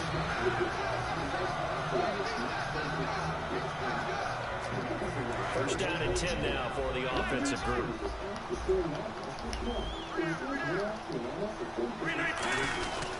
Now Rodgers will handle Lacey. Just a yard on the pickup there, and it'll bring up a 2nd and 9.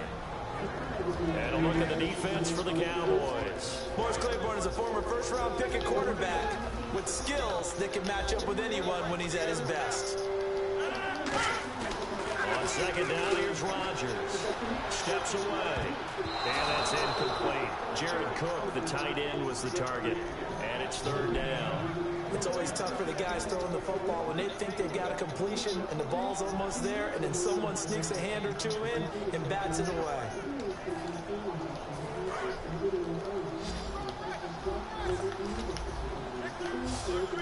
And defensively, it's a nickel formation here on 3rd down and 9. To throw, it's Rodgers. This will be caught inside the 10. A nice pickup of 14, and it moves the stick, sets up a 1st and goal. That was a nice completion on an out route, and those types of plays are the result of arm strength by the quarterback and timing by the receiver.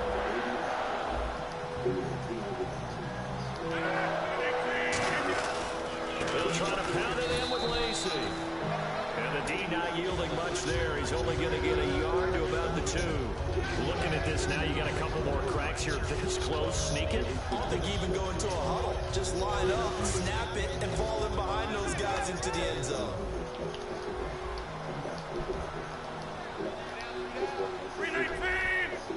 Second and goal from the 2-yard line. They'll run it with Lacey. And they'll take this into the end zone for a Green Bay touchdown. Eddie Lacy taking it in from 2 yards out. And the Packers have taken the early lead. And it's good to make it 7-0 Packers.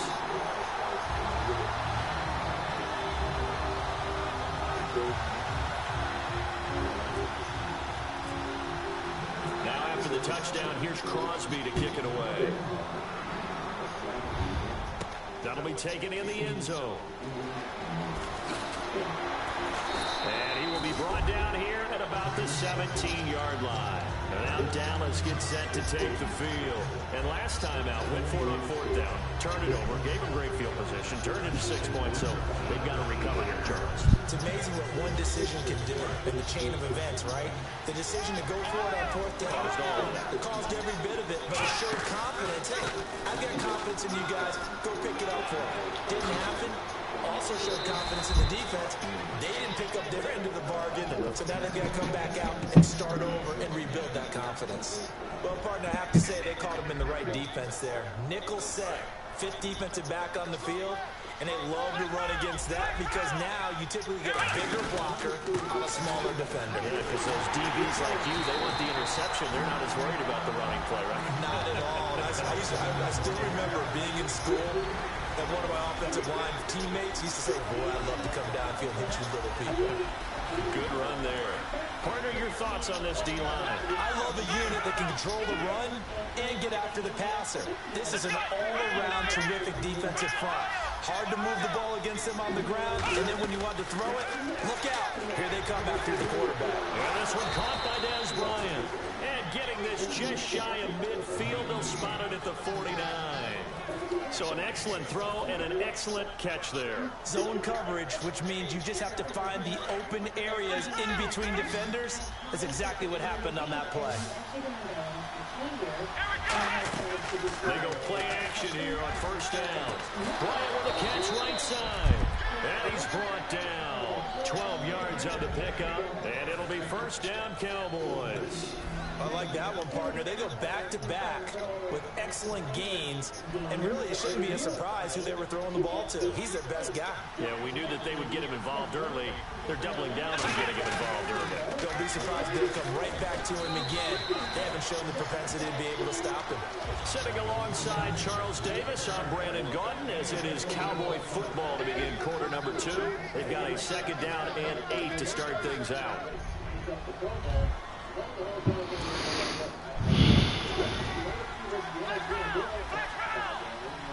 They come out here in the eye. They'll pitch it out to Elliott. What the fuck is you? Hell no. Fuck that all up. These short runs, they still pay dividends because they can take their toll on a defense. You ain't going out like that. As the game goes along, you control the clock, you control the ball, and that way you often control the game. So third down, they need to get to the 28 for a first. On third down, it's Prescott. And a quick throw here, that's complete. What did you go down for? Pick up and it leads to fourth down. They'll say no to the 46-yard field goal try. They're going to go for it. They didn't get the first down, but I have to say I do like the call. I like what they were trying to do. Try and hit your receiver on the run and see if he can pick it up. Keep it on his feet, get a little rack yardage. They have a nice job defensively to get to him and keep him short of the first. And as the Packers get set to trying to play me like that, man. Charles, I want to ask you a question. You can take it offensively or defensively for Green Bay as they look to next year. Where do they need to focus, draft and otherwise? I think I'll start on the offensive side of the ball, and I think running back is in a position they have to address. No matter what they decide to do with Eddie Lacy, decide what they're going to do with Ty Montgomery, but get more running backs into the mix. Like offensive line, you always want to fortify that position. But flip it over to the defensive side. Who's going to be the pass rusher besides Clay Matthews? Is Nick Perry still coming on? Do they have to draft someone else to help supplement Julius Peppers? In the secondary, they need corners that can cover. That's a big spot for them. So a nice job to break the one tackle, but not much daylight after that as he's brought down. Byron Jones in there to make the tackle.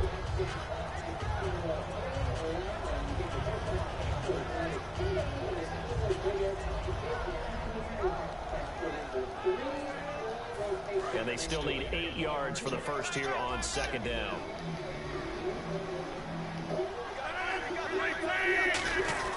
Now Rodgers on the bootleg. He's going to float this one deep right side. And that one almost intercepted. Call it a 50-50 ball. It falls incomplete, and now third down. One thing I know from experience is that when the deep ball is thrown and you're the defender, you've got to fight that little bit of panic that emerges. You've got to play the ball really well. It's a 50-50 jump ball play. And guess what? They took a shot. How are you going to win it? And in this case, they managed to get it done. Throwing now is Rodgers. Devontae Adams, the intended receiver. And it's fourth down.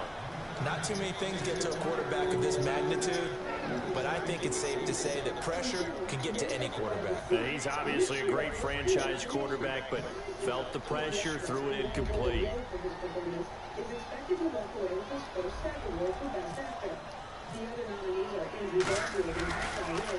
This is away and a very good kick, angled for the sidelines.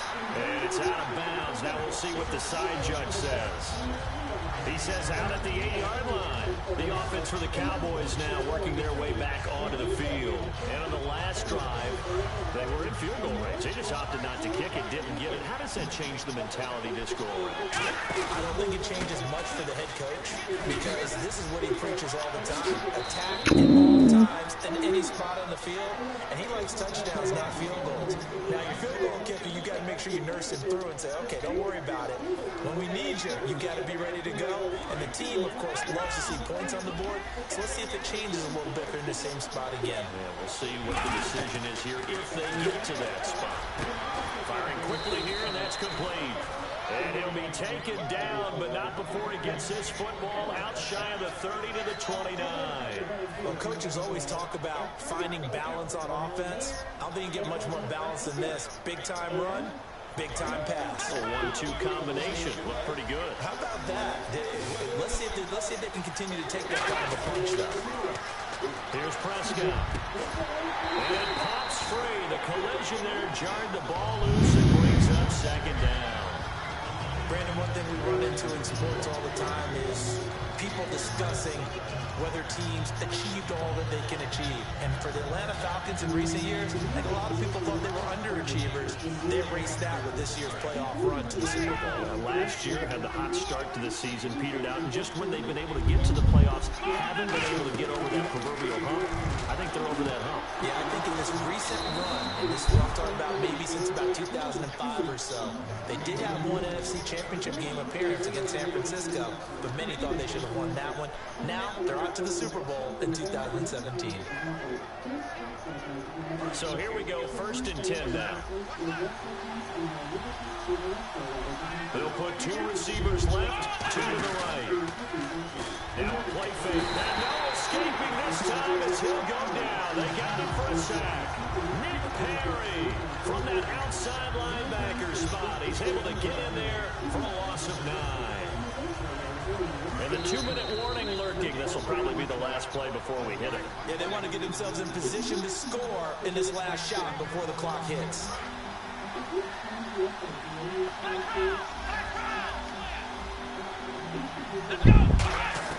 Second down, Prescott. Quick hitter here, it's complete. They'll wind up getting 10 back as that sets them up for 3rd down. And let's see, the Packers defensively 6 DBs, so a dime look on 3rd. To play coverage or bring pressure. And the offense moving quickly to the line. Now Prescott.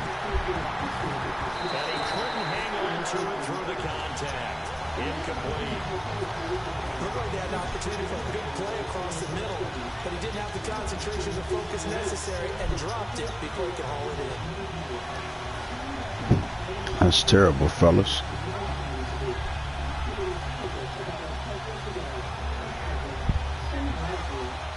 The offense staying out there. They look prepared to go here on 4th and 10.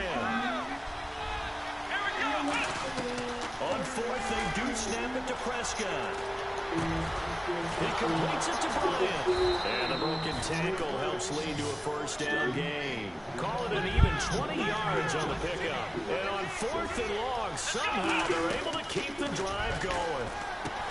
Looking to throw. Prescott. And a quick throw here that's complete. And he's going to get this inside the 30.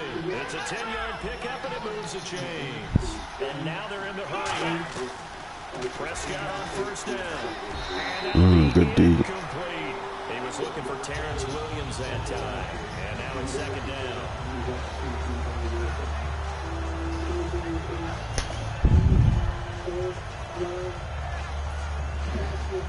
Long drive. The defense just cannot seem to catch a break and get off the field. On 2nd down, Prescott again. And Jones has it over the middle. They'll get 9 there as that sets them up better for 3rd down. And Charles, a couple extra defensive backs in here on 3rd and 1. Not expecting them to run it at all. Throwing, Prescott, and that's caught by Beasley. And he picks up the 1st as he's able to take it down to the 7-yard line. Now whistles come in. We're going to get a timeout here by the offense.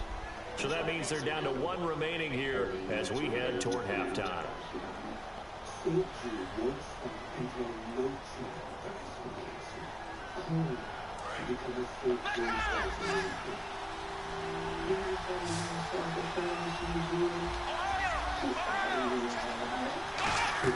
Prescott yet again, surveying the field. And no escaping this time as he'll go Throw it down. away, nigga. Nick Perry in there to get him his 2nd sack now of the afternoon. Prescott now on 2nd down. His pass caught at the 4. A good pickup there, 13 yards as they get closer for third down. So I think the teams really won't throw a slant route unless you have a receiver that has a lot of stature to it.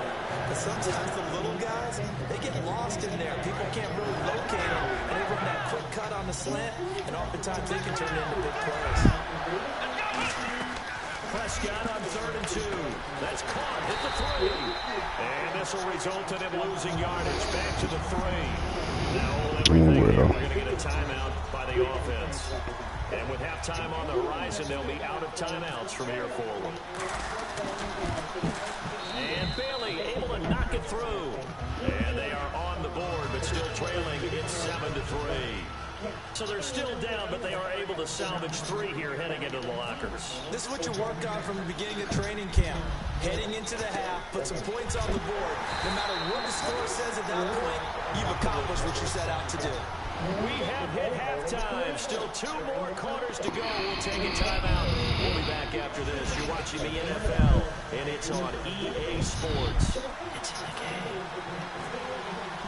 Both teams appear ready for the fight ahead, and we resume action here in quarter number 3. This will be taken in at the 1. That about a bitch. Hold on. Take a look at this registry.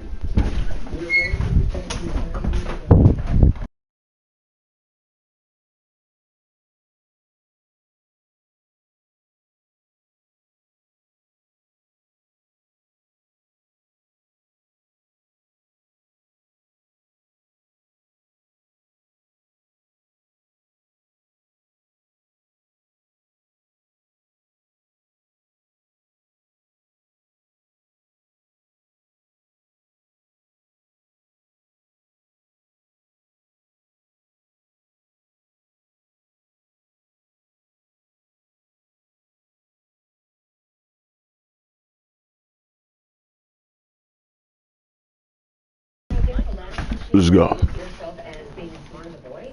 Why? It's according to this new study. Researchers Here at the 30-yard line.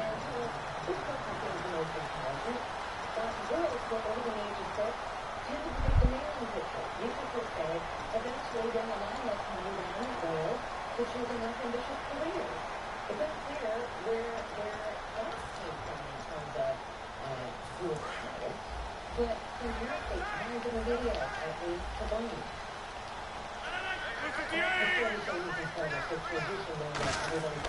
Rodgers now on 1st down. Damn, all by himself like that? Catch, dragging the toes, and that's going to be a 1st down. Well done. As if he didn't have enough to think about on that route, the comeback route, coming back to the football and catching it, decided to make sure he toe-tapped and kept himself in bounds. And that was spectacular, but on the comeback route, maybe a little easier to deal with the sideline since you've got better vision of it. I think that's a great point because you should know exactly where you're going and know how much space you have and make sure you get your feet down. But yeah, coming back to the football, I like it. Good vision. To throw, it's Rodgers. Caught by Nelson left side. That throw good for 4. It's 2nd down. He decided to run a hitch route. It really helped to have a guy who can turn it loose. And boy, he rifled one in there on that one. Not much run after catch, but it worked really well.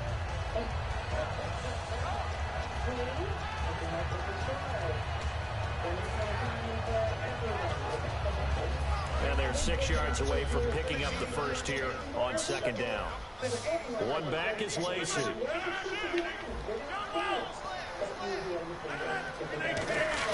And they'll give it to him here. And he'll get across midfield and down to the 48-yard line. Still a couple yards short of the 1st as the 3-yard gain brings up a 3rd down. And they're going to speed things up here. Throwing now is Rodgers. Caught on the right side by Adams. And the move from Mike McCarthy is going to be to keep the offense on the field here on 4th down. They're going for it. One hallmark of good defenses is understanding the game, understanding positioning, and tackling immediately in the secondary. This is caught at the 20. God damn, fellas, what the fuck? The 20-yard line. I don't know about you, but I'm going to give them a little bit of credit for fortitude there. 4th and inches, and they don't run the football. Normally just wedge your way through, fall forward, find the yardage. They took a shot and put it in the air, and it paid off. Maybe they saw the defense overcommitting. A lot of confidence there, though, because even if they overcommit, you just want to make sure you get the first down. You throw an incompletion on fourth down there, they're going to second-guess you the rest of the game. Here's Rodgers to throw. Wow, good shit. It's caught for the Packers touchdown. Devontae Adams, a 14-yard touchdown. And the Packers add on to their lead. Now Crosby for the point after. And this one's right through to make it a 14-3 ball game.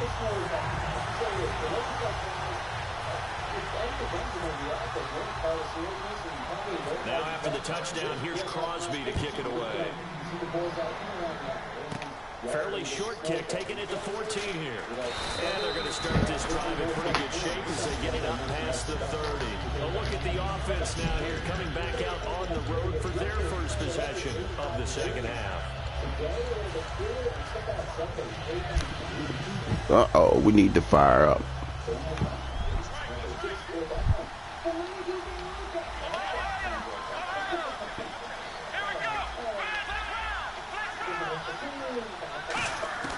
First down, Prescott. And Bryant's got it over the middle. And he'll be taken down, but not before he gets into enemy territory. Quarterbacks love slant routes because the receivers are breaking right into their line of vision, and receivers love them as well because they're getting the ball on the move and able to catch it and try and get upfield and gain additional yardage. Prescott on first down. Looking for his running back, and he's got him.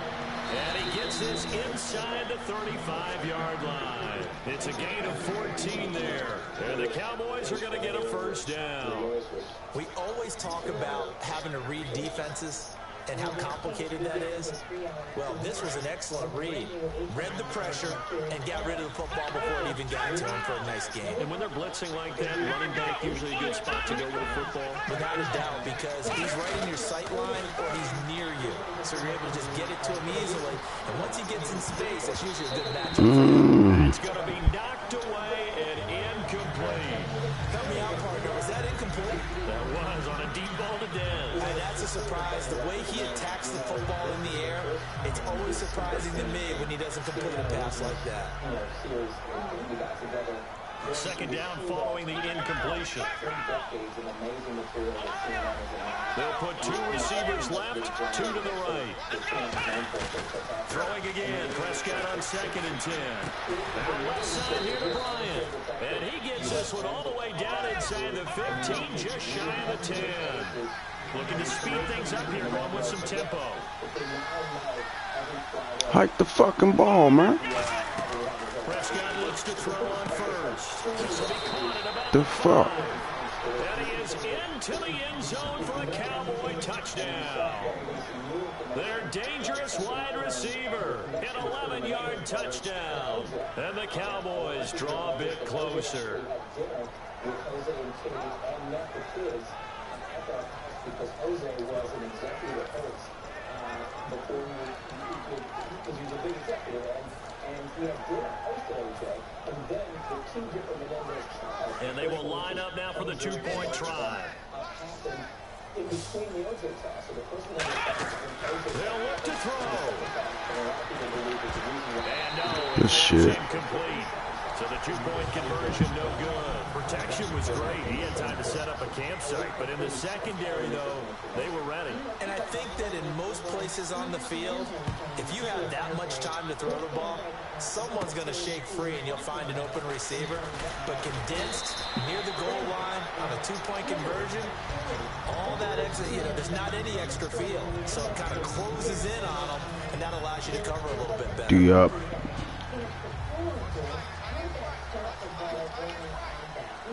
They come out here in the eye.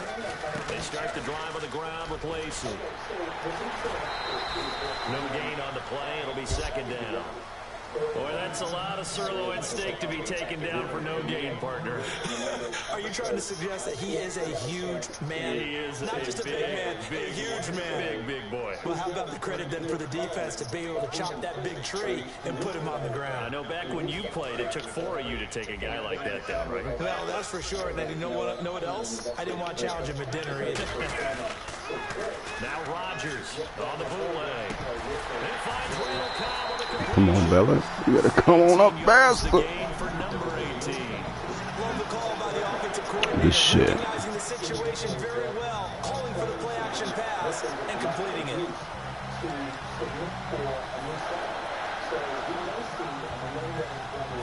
Offense comes to the line now, 1st and 10. Shift together here from the D-line. Rodgers going to get the Lacey on the draw. And there just continues to be nowhere to run. He's bottled up again at the line of scrimmage.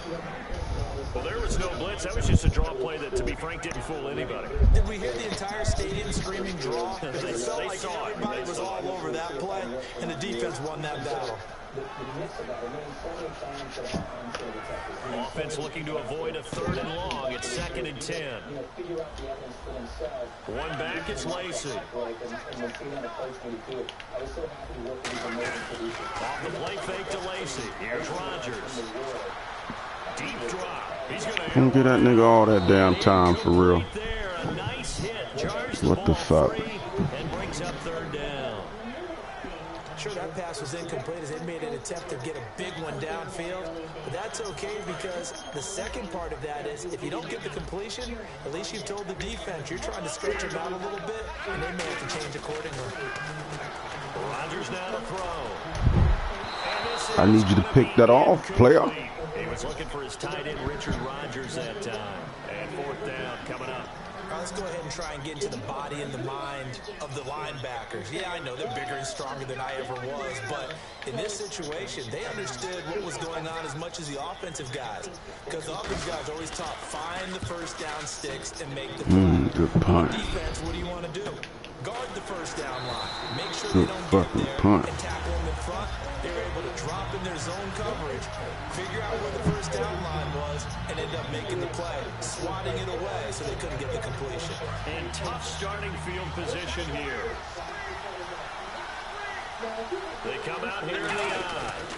They'll try and get the running game going with Elliott. And he will take this up to about the 8-yard line. Credit him with a 1-yard gain there to make it 2nd and 9. Well, that's not a call you see every day. A toss play inside their own 10-yard line.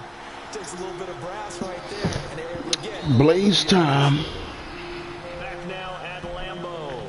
It's the Cowboys in possession of the football, but they trail here as we begin the 4th quarter of play.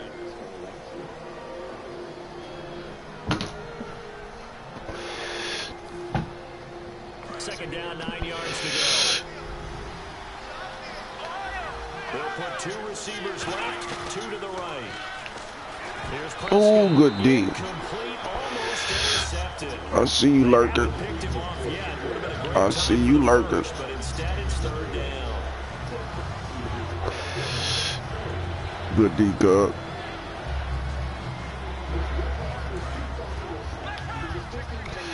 Definitely not 4-down territory. Looks like the Packers have added an extra DB on 3rd down. Prescott. Okay, Dez. It's a gain of 20 and picking up the 1st. A great job pulling that one in from a guy, as we know, who can really play. Give me some room to breathe. And that speed can work for him so many different ways. Sometimes he just takes off and goes and just runs past people. Sometimes you get people to back off so far that you can catch everything underneath. But still, that's my fault. In the game, you probably have to make some contested catches, right? Sometimes you have to go and beat a defender for the football. He has that in his arsenal as well. Showed it right there.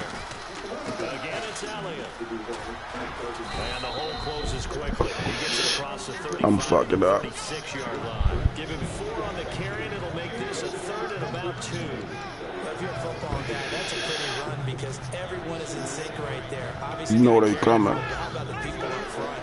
Leverage, athleticism, they created some nice space for him. Time running out here on the play clock.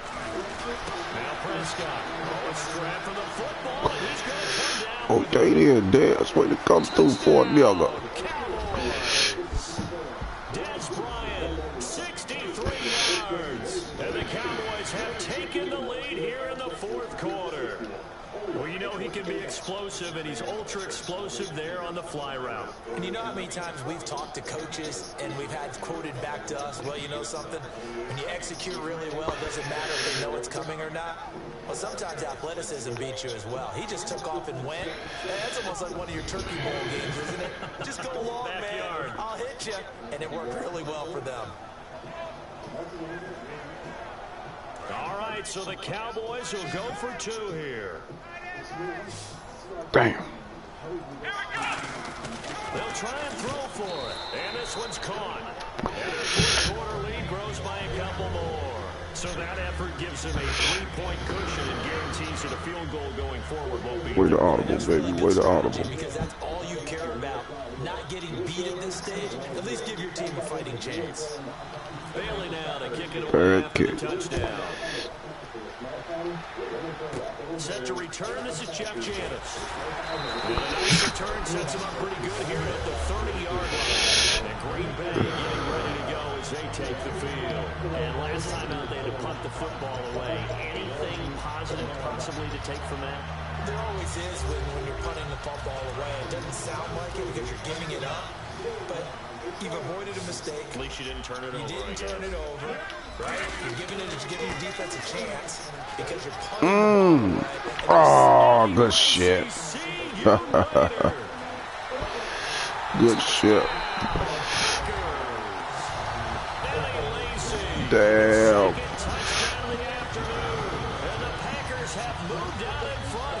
Good shit. He's giving him a little jolt, just gave him the lead there. The 2 TDs now in the game. And that jolt puts them in the lead. What a terrific job by him. He is carrying the ball. So What's happening? What's happening? Yeah, man, I was trying to let my hands slip, but charge up. Oh, okay. Yeah, I've been listening to you over there. Yeah, that was some good shit right there. I wasn't expecting that one. You got me when you said inside the blade. Right.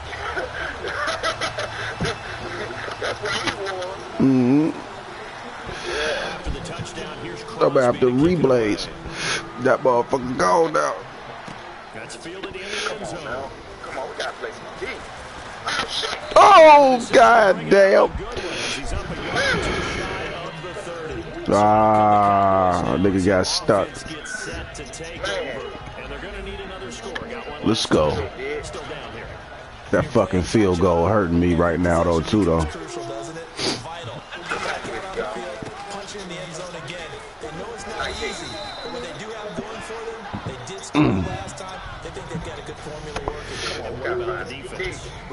No, you don't. You doing right. Give up a score last time. What adjustments do we need to make to slow them down now and get the ball back for our own offense? You doing just how you supposed to do. What do they have to do? They're trying to figure that out themselves. See if they can figure that out right here. The clock's running down. Looking to throw. Oh! Overthrew it like a motherfucker. That nigga was wide open.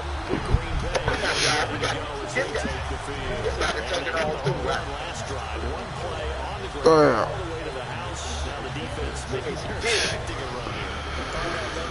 Because when we talk about hitting the home run, we're usually thinking about a passing play, aren't we? Something in the air, deep ball, about them just taking it.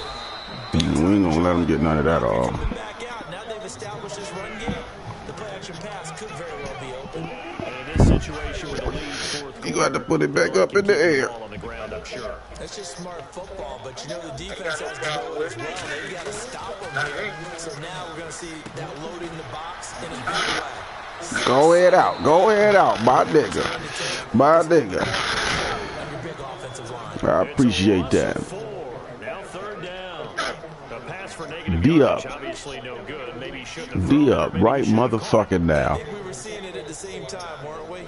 Maybe maybe you let that one go early because you can see the large yardage about to develop, but that goes against every instinct of a receiver. They're taught to catch everything, so it's really hard to be mad at him and yell at him for trying to make that play. On 3rd and long, it's Rogers. Get in there. Damn, he held on to that shit. That might have did it. That might have did it, fellas. Because they really needed to stop them there, didn't they? So frustrating defensively. You're a play away from getting that football back here down late. Tough. To create a turnover. And now a timeout called by the Cowboys defense. It's just their first. They'll be down to 2 remaining as we step aside here in the 4th quarter. Damn, fellas, that hurt. Here just looking to stay in bounds, complete the short passes, and put this game on ice. Now a 1st down carry. It's Lacey. Down right around the 25. That damn show hurt. We'll come back, see what transpires. It ain't over though. Down show line. We need this turnover right here, fellas. Give me this fumble.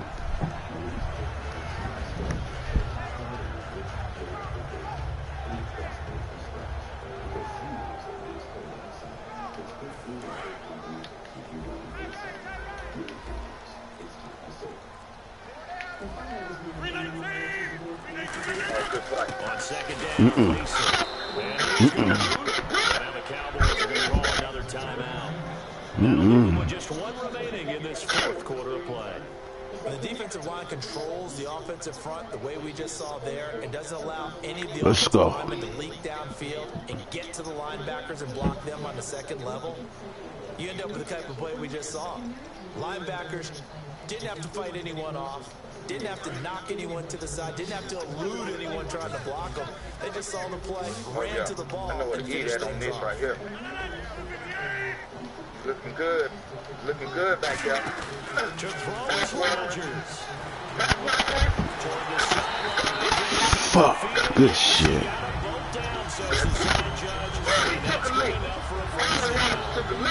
He's such a good route runner. Shows it there. Good shit. And you know what I've observed over the years in the NFL? The better a route runner you are, the more confidence your guy's going to have in you to go to you at important times because he can trust you being in the right spot, and they connected there and picked up a 1st down.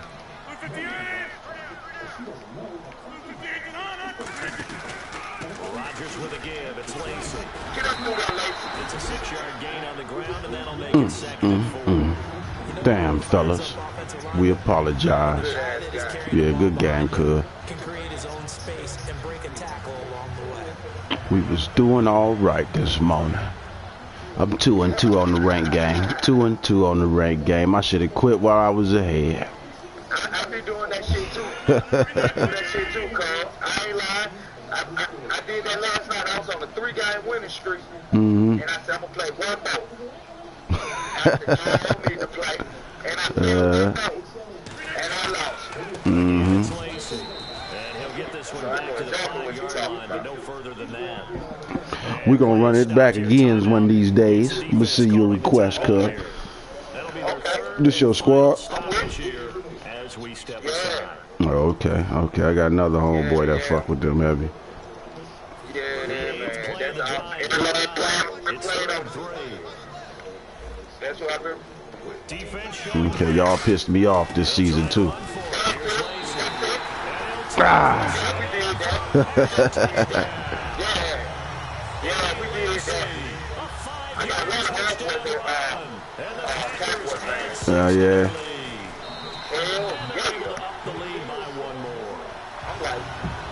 I'm like the only Green Bay fan, and it's like 7, 8 niggas that ever with the Cowboys. No, so you be getting it. Now after the touchdown, here's Crosby to kick I'm away. talking about the Blues. You probably could have made a lot of money then, too. Right. Yeah, I hear that. Right. Because they did what they were supposed to do. The motherfucking defense let you get that motherfucking catch. You got to put some pressure on that nigga. That's what I was trying to put some pressure on you this game. I couldn't figure out the right one to throw on you.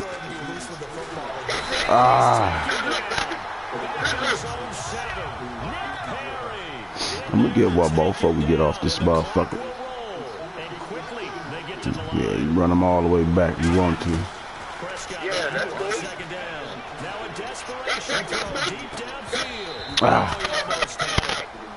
Already with one interception, just missing his second there. Yeah, that's what I was trying to do too, man. But you was taking like a lot of pretty big yardage total for his intended receiver. I'm trying to cover every You got a guy over 150 yards. Keep chucking it deep to him, I guess. Yeah, they was on that shit. You can get it to him short and he can make plays that way, but I like what you just said. Throw it to him deep and get it in a big chunk. But incomplete on that try. Damn. I was supposed to play just 3 ranked games and then maybe like 3 non-ranked. I can see now I'm gonna have to play some more. Ooh, good shit. Good shit.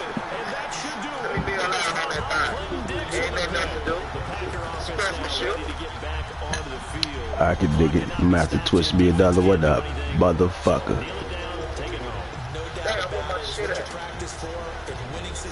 Motherfucker. Yeah, man, good ass guy. Yeah, good game, good. Like I said, I'm gonna shoot you the request. I gotta get me some get back on you, nigga. Especially for the robbery. Okay. Alright, you have a good one. I'll catch you on the rebound. And Charles, I think when the schedule comes out, all teams, no matter where they're predicted to finish, talk about protecting your home turf. They were able to do that here in this one. Similar to a tennis match, right? Not letting them break your serve. That way you hold on to it. They got it done, and they feel very good about that victory.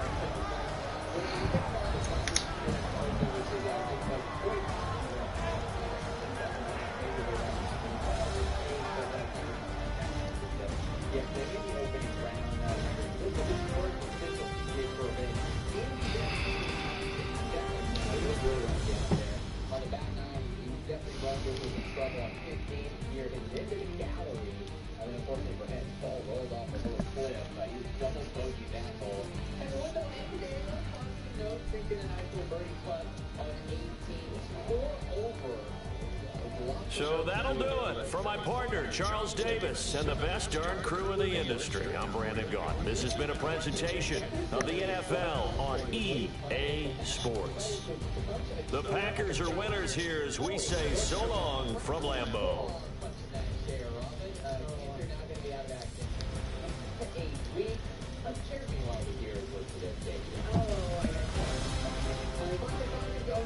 Blank has been doing plenty of dancing as his team heads to the Super Bowl. Yesterday, our own Troy Wire spoke with Blank and asked him, where do you get those moves?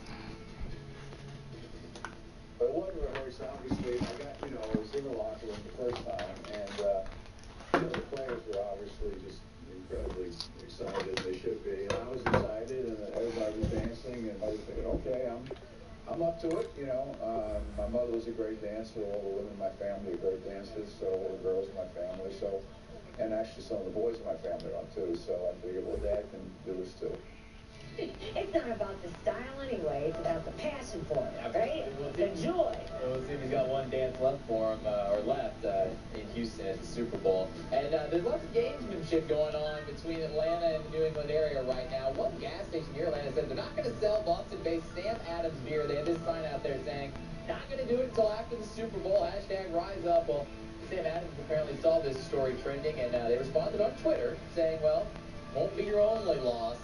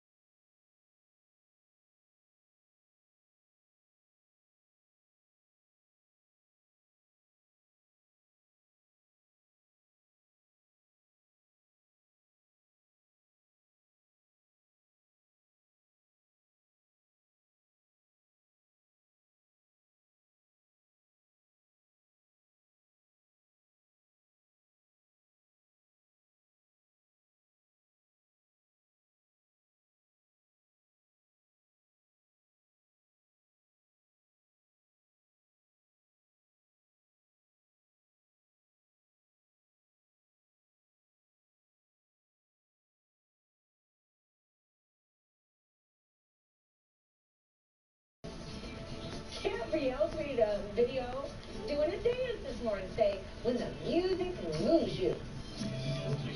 Have fun today, her shirt says. What a perfect way to start your Friday. You too, Gab. All right, what's going on where you are? You can Facebook, Instagram, tweet, picture, or video like Gabrielle did. That was the best. The hashtag is MyMorningExpress. Good job. All right, Michaela, you're next. I'm Robin Meade. Have a good weekend when yours starts. All right, thanks so much, Robin. You have a great weekend as well. Good morning, everyone. I'm Michaela Ferreira. So glad you could join us for the show today. My family secretary, they want to talk to her, so I'll have to handle it myself. Which is okay. President Trump has his first meeting with a foreign leader today. He plans to talk with more of them this week, including Vladimir Putin. Okay.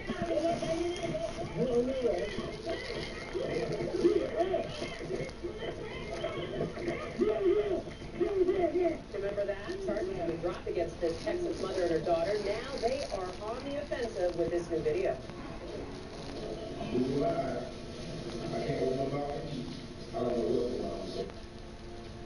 Emotions running high in court as the man accused of killing his ex-girlfriend and a female police officer waives legal representation.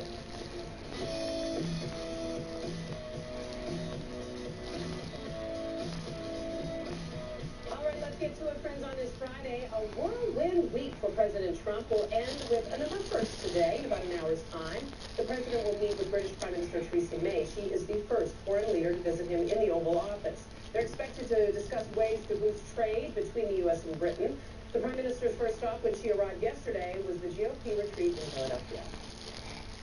It is in our interests, those of Britain and America together, to stand strong together to defend our values, our interests, and the very ideas in which we believe. This cannot mean a return to the failed policies of the past. The days of Britain and America intervening in sovereign countries in an attempt to remake the world in our own image are over. After today's meeting, President Trump and the British Prime Minister will hold a joint news conference. It's unclear just how many questions the president will take, but trade is expected to be a major topic. Now, tomorrow, President Trump will have his very first phone conversation as president with Russian President Vladimir Putin. Tensions certainly have been high between the two nations over the Russian hacking accusations. A rep for Putin says not to expect anything, quote, substantive, but he does say the leaders will share opinions on things. President Trump is also scheduled to have a phone conversation with leaders from Germany and France tomorrow. So where does the president stand in terms of public opinion? Just 36% of American voters say they approve President Trump's job performance thus far. This is according to the latest Quinnipiac University poll. However, 53% of those polled do say that they are optimistic about Trump's presidency, and more say he will help the economy rather than hurt it. To another story that we've been watching here, charges have been dropped now against a Texas mother and her 15-year-old daughter whose arrests were captured on Facebook Live. The focus now is on the actions of that officer involved. We're getting a whole new version, not really a version, but a whole new look, a whole new angle at the controversial arrest from the officer's body camera. You might recall this story, Jacqueline Craig calling police in December because a neighbor had choked her 7-year-old daughter, or son. She said that she and her daughter, though, ended up handcuffed on the ground. Chrissy Paul picks up for now because now there is this newly released body cam footage from the officers. Absolutely, Michaela. The new video was released by the Merritt Law Firm. Just so we can be clear here, that firm is representing the mother and daughter in this case. Now, Fort Worth police are not verifying the authenticity of that body camera video. We want to put that out there. But the initial video, which I want to show you some of here now, was posted on Facebook Live. And this video that's coming up initially is what was posted by one of the daughters of Jacqueline Craig in this case. That video there is what caused Fort Worth police to review the incident and launch an internal affairs investigation. I want to let you listen now to the conversation that led up to the arrest. This is from the newly released video from, allegedly, the officer's body camera. Take a listen. If my son is 7 years old, you don't have the right to grab him. told him behind no paper that he threw. What you should have done, because we have been living here for years, so you know that my house is a door in between yours. You could have came to me. Don't put your hands on my son. Well, why don't you get your son out to litter? It doesn't give him the right to put his hands on him. Why not? Because he don't. He don't. What you mean? Who's asking? Because he don't. He don't. He's not his parent. He's not his parent. Well, if you keep yelling at me and piss me off, I'm going to take you to jail. Okay. Okay. Okay. You're on there, right?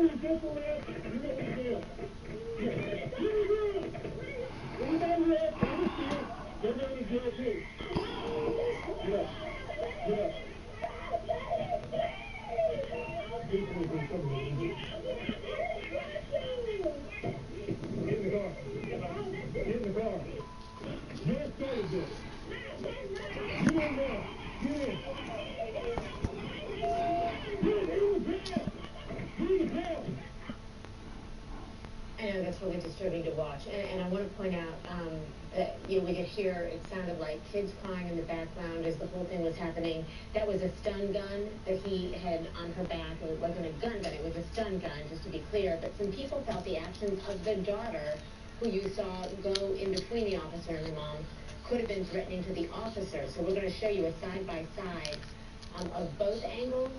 The officer, by the way, just so you know, William Martin, was given a 10-day suspension without pay.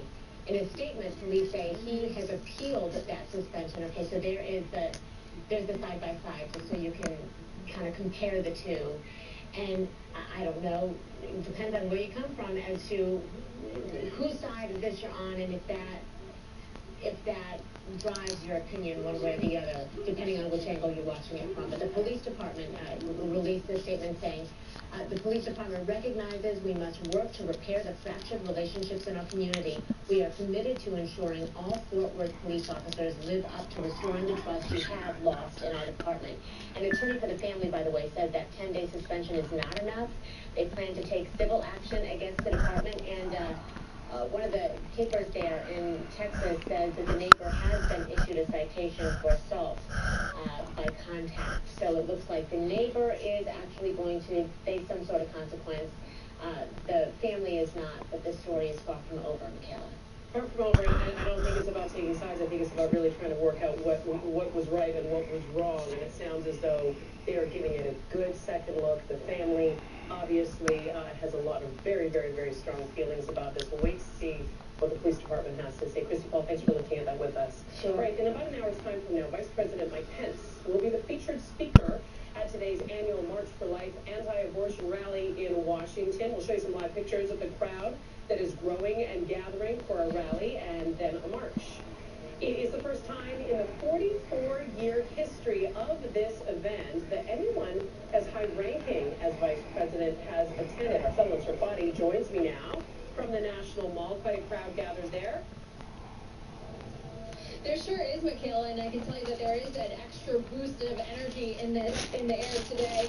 This is an annual march that happens once a year at this time, but certainly many of these anti-abortion activists are feeling very emboldened by the new Trump administration being in place, and certainly feeling that they see a signal of support coming from the new administration, given that they're sending not only their top advisor, Kellyanne Conway, down here to speak today, but also, most importantly, Vice President Pence will be here addressing this crowd.